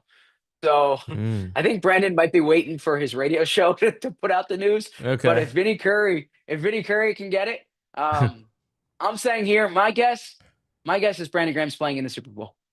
Wow. In which case I would say, poor Chuck Harris, man. Poor Chuck Harris. Poor Bryce Huff. He's the one who's not going to get on the field. Yeah, I mean, but Chuck Harris is probably gonna get cut. Is my guess, right? Chuck Harris is on the practice squad. You think they're going to cut him from the practice squad? He's on the practice. You're right. I'm sorry about that. Okay, sorry. You're correct. So no, that's okay. For Paris Campbell then, right? Who? Yeah. I got to say whose roster spot he would take. But yeah, I'm expecting Brandon Graham back for the Super Bowl, and that's not based on anything Brandon said tonight, but that's just kind of my instinct, and in line with some of the things that I've heard during the past month and a half. Zach, you told us about Nick Sirianni's emphasis on love in the pregame messaging. I want you to know that Pete Newman in the chat says, ZB, we love you, I'm drunk. Look, it's a well-deserved drunkenness. So, hell yeah, yeah. Look, will you not return? This was a party. Will you not return serve? You want me to say, Pete, I love you. Pete, I love you. Pete, I love you. All the sickos. All the sickos. The sickos are the only people that I would, and the people on the set and the people in the studio are the only people that I would miss the Jalen Hurts press conference after clinching the NFC Championship Game for. Because I knew that the show was dragging on. Jalen was taking his time. I had to get up here. So yeah, love is not just what you say, it's what you do, right? And so I hope I exhibit my love and my actions as much as my words. Say it. There you go. I love you, or I love all of the viewers. I appreciate you have a lot of places you can turn right now for content, and I am honestly, truly grateful and appreciative and love you for the fact that you come to us. So, Zach, did you learn a new rule tonight in the NFL like the rest of us? Oh, yes. Yeah, I had to talk to the officials after this game. That is what was the brutal. pool That is report? brutal. I gotta say, man, I hope every Washington story leads with that. I hope that is like on the front page. I hope that's on the front page of the Washington Post, because man, I'm talking to Sean Hockley down there. Like, there's a celebration going on the field, and I'm asking Sean Hockley about Frankie Louvu, and it's like, it was a 30-point game. Like, don't turn the ball over 4 times. That's what it was, right? It's an 11-point game, and you fumble the you fumble the ensuing kickoff, right? So yeah, I mean, but look, I was not familiar with that rule. I just speak to Sean Hockley about it. They can judge a 10 here. I'll tell you what Sean Hockley said, because I did ask, and look, I get it. Everyone has a different job to do. I said the sequence at the goal line with the quarterback sneaks, how was it determined that they were unfair acts by Frankie Louvu? And he said, simply put, a team cannot commit multiple fouls in an effort to prevent the score. So number 4 jumped the ball a couple of times. Then the warning came in. Again, if it's meant to prevent a score, we can essentially award a score. So yeah, I was not familiar with that, but now I know. You talked about, I want to test your love a little bit, Zach, and just ask if you'll join me for dinner at the Hard Rock Cafe. You're really fixated on the Hard Rock Cafe thing. First, it's very funny. It's the funniest thing that I've ever seen, and it is so incredibly DC to think that a national chain represents like local cuisine and culture. Hey, Zach, I think I got something interesting. That, let's hear. I would love to see you write about this. You're saving Zach. He's, you know what I mean? But February 9th, Saquon. It's my boy. Say what? Say who? Saquon's birthday. Yeah. Oh, That's yeah. the Super Bowl. Yeah. Vinny, I've spoken to Saquon about this before. Yeah, you're absolutely right, man. This is How cool is that? How cool is that? That Saquon, and I'm telling you now, Saquon Barkley is going to be the star of like Super Bowl week. He is going to be. Saquon is going to. He's going to be the biggest story, and I think he's going to turn it on. Right, he's going to have his Michael Strahan moment at the Super Bowl. And it's also Cooper DeJean's birthday as well. Cool. So, Is that right? Yeah. So, Zach, Saquon is going to get the rushing record. Can you say that it's the greatest running back season ever? Good question. I mean, well, yeah. I mean, but I agree with what Saquon said. That Barry Sanders season, I remember Barry Sanders having it. And Barry Sanders was incredible. I like to say comparison is the thief of joy, right? But I have no issue saying Saquon's season is the best ever. But in terms of like the home run runs are, we talked last week about the big runs he had against the Rams. Against Washington now, he's had 4 touchdowns of over 20 yards. And when he takes off, like the first play of the game, how poetic was that, right?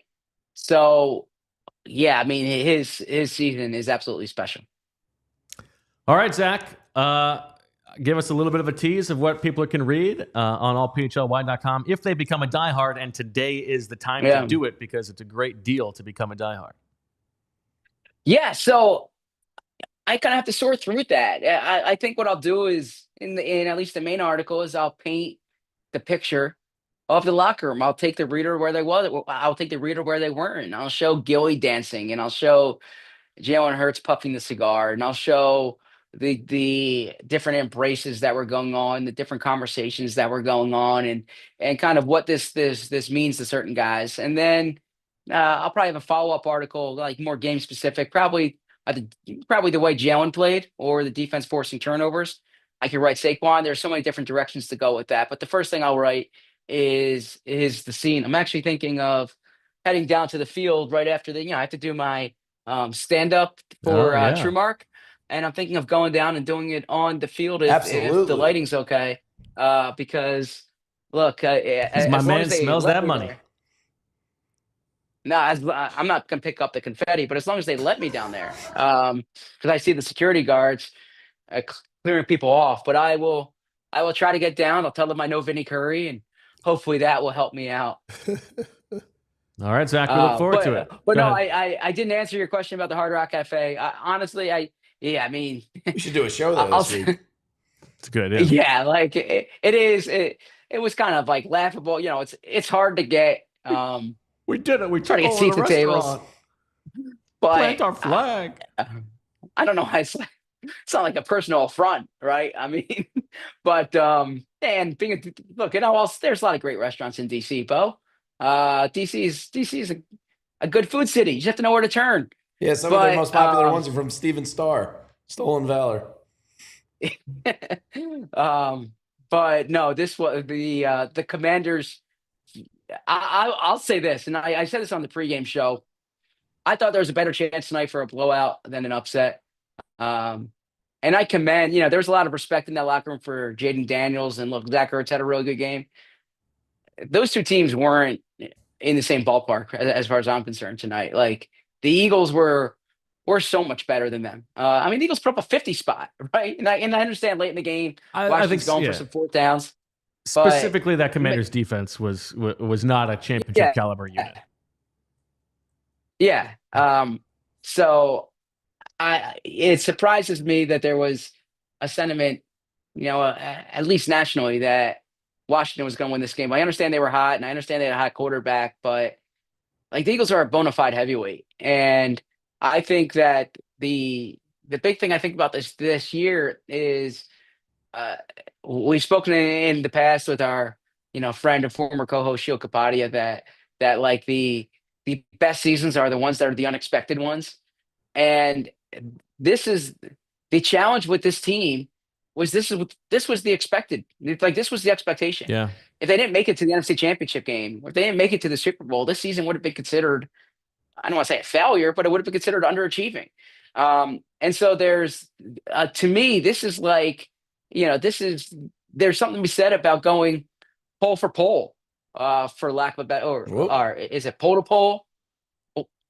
What's the expression? The horse racing term? Pole to pole? Climb that pole. No, it's pole to pole. No, not climb. Pole to pole. Yeah, pole to pole. Like, Post to I post? thought going Wire into to the wire. year, I don't know. Yeah. wire to wire.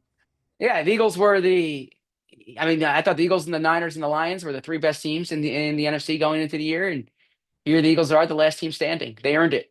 They are. I saw Marlon Humphrey's tweet tonight that the Eagles were the best team they played. If the Eagles were the best team in football, I wouldn't disagree. I think they are. There's a reason they're going to the Super Bowl. Zach Berman, thank you so much. You earned it. You earned the Thanks, guys. Good talking to you. 4 hours of combined sleep you're going to get over the next 2 weeks. We look forward to it. That's the job, right? Right? Pressure is a privilege. Only here. We all Never got heard it. that.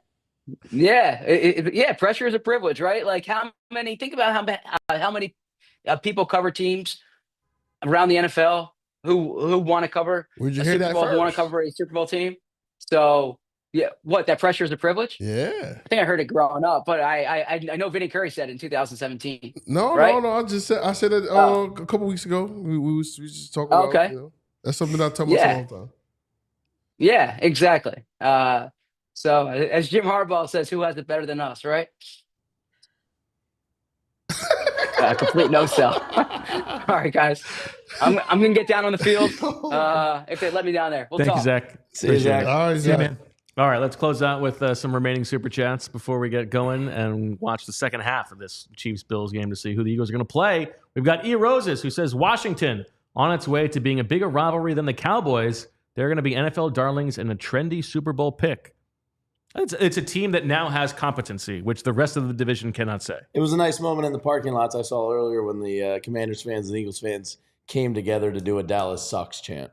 Oh, that's nice. So that warms was the nice. heart. Yeah. Warms the heart. That's The nice. cockles of the heart. With all Adam, this our friend Adam says, curious what you guys think about the connection on this team. Lots of talk last week about how much everyone is thankful to be part of the squad. Underrated championship quality, IMO. What do you think about that? Well, go ahead. I think Vinny's the one to speak to that. Yeah. I mean, I didn't have a doubt in my mind, So I won't call that, underrated. Okay. I But on the Nick emphasizing like love and the connection between the guys on the team, how much do you think that matters? 100% matters, especially everything that they, all these crazy stories that was coming out with tensions and things like that. So to actually hit a reset button and remind, everyone that, we're playing for each other. I thought that was pretty cool. I think it's the little things like Saquon reacting to Will Shipley. Been doing that all year. And he has. He's done it all year. He had a chance earlier to get more yards in garbage time, and he said, no, let the young guys play. And him reacting to Will Shipley's run, like that tells you everything. And then he did it the Rams game, the first game, Kenny Gainwell touchdown. He was going absolutely that's the crazy. best. And then when Saquon got like cheap shotted and Jalen got in my man face, you never seen Jalen get nobody. Yeah. And AJ was getting in people's face all game today. When DeVonta got a hit, AJ was right up in his face. That's the good stuff. I'm going all the way back to whatever it was, Wednesday, when Jalen Hurts was playing pool in the locker room with like Darren Kennard. I knew it was over then. If Jalen's got that swag this week, he's like, yeah, it's this game's over. Max C says, Jalen, just because we don't doesn't mean we can't Hurts. I think that's fair. Yeah, they played a different way today that proved that they can play that way sometimes. Dylan says, Nick Sirianni's emphasis on the turnover differential and explosive plays is a big part of why the Eagles are going to the Super Bowl. Well, Bo, that's Dylan M. Could it be? That's a different Dylan spelling. I'm aware, but he's obviously not going to come in DYLAN. Yeah, he might be right. It might be his burner. Yeah, it could just be me. I am a little bit doubtful of like just because you emphasize it means that it happens, because every coaching staff is theoretically emphasizing turnovers, but there is something to they rep this stuff that, as they will say, every single team meeting, Nick pounds them on it. And they have been so good at like those peanut punches we talked about. They really have been so good at forcing turnovers. 10 turnovers in 3 games in the playoffs is insane. And 0 on offense. 10-0, and Saquon's hitting home runs every game. It's the formula. It's a good formula.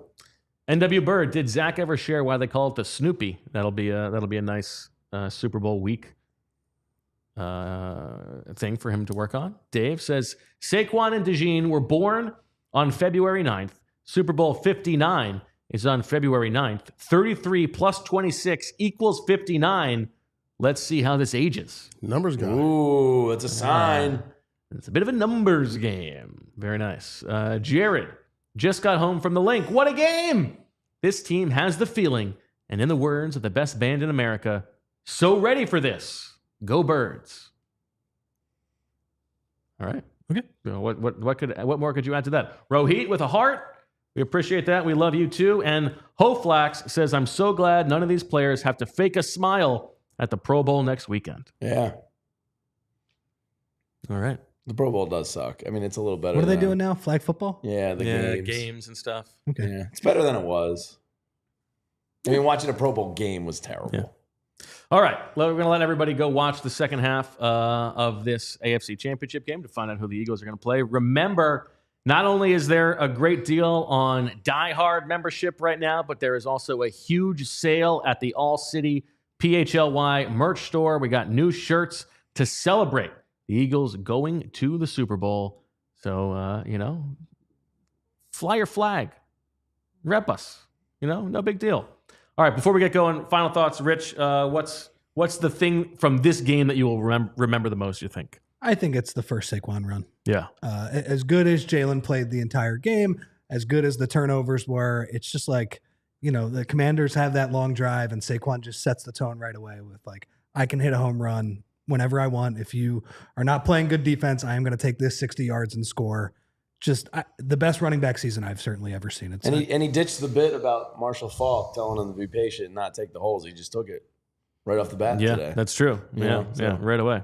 How about you, Jamie? What will you remember? I think just the feeling that I don't care who we play next. I really think this team is special, and they got that kind of team of destiny feeling to them because they did it at every level of this game. It was a bloodbath. It's funny. I don't think of this team as a team of destiny. Like the 2017 team, I think of a team as to me. This is a behemoth. This is just the most talented roster. It is the most talented roster. Yeah. Like this team is just awesome. Yeah. I just don't think the Chiefs or Bills are going to stop them. Yeah. Well, I feel really good about whoever. Okay. Bring it on. Vinny, how about you? Final thoughts? Anything else to add? 55 points scored. 7 rushing touchdowns. Insane. That's nasty work. 55 points in a championship game. Nick Sirianni has dropped the mic. Yeah, I think he's safe for next year. I'd bring him back. Yeah. If they run the ball too much and winning the Super Bowl, you think we'll still get a conversation? Annoying. Get some signs outside Novacare. Yeah. He'll get a little talk. He'll get a little talking to in the office on Tuesday, right before the parade. Right before the parade. I'm not gonna lie. If I'm Nick and I'm a little petty, I'll pull up the meme of run the damn ball. Do you guys remember that? The sign outside Novacare. Hey, I'm just listening to you guys. Yes. Roll that blunt. You can't fire me. I quit. He's gonna win the Super Bowl and then ride off into the sunset. All right, that'll do it. The Eagles, in an absolutely dominant performance in the NFC Championship game, defeat the Washington Commanders 55-23. They're going to the Super Bowl for the second time in 3 years, third time in 8 seasons, and they're doing it without the help of the Hard Rock Cafe. So, for Josh and Vinny and Jamie and Rich and Fran and Zach and Julia, we thank you so much for watching with us. We will talk to you the rest of the week. We're going to have bonus shows. We're going to have all kinds of extra stuff during the Super Bowl week.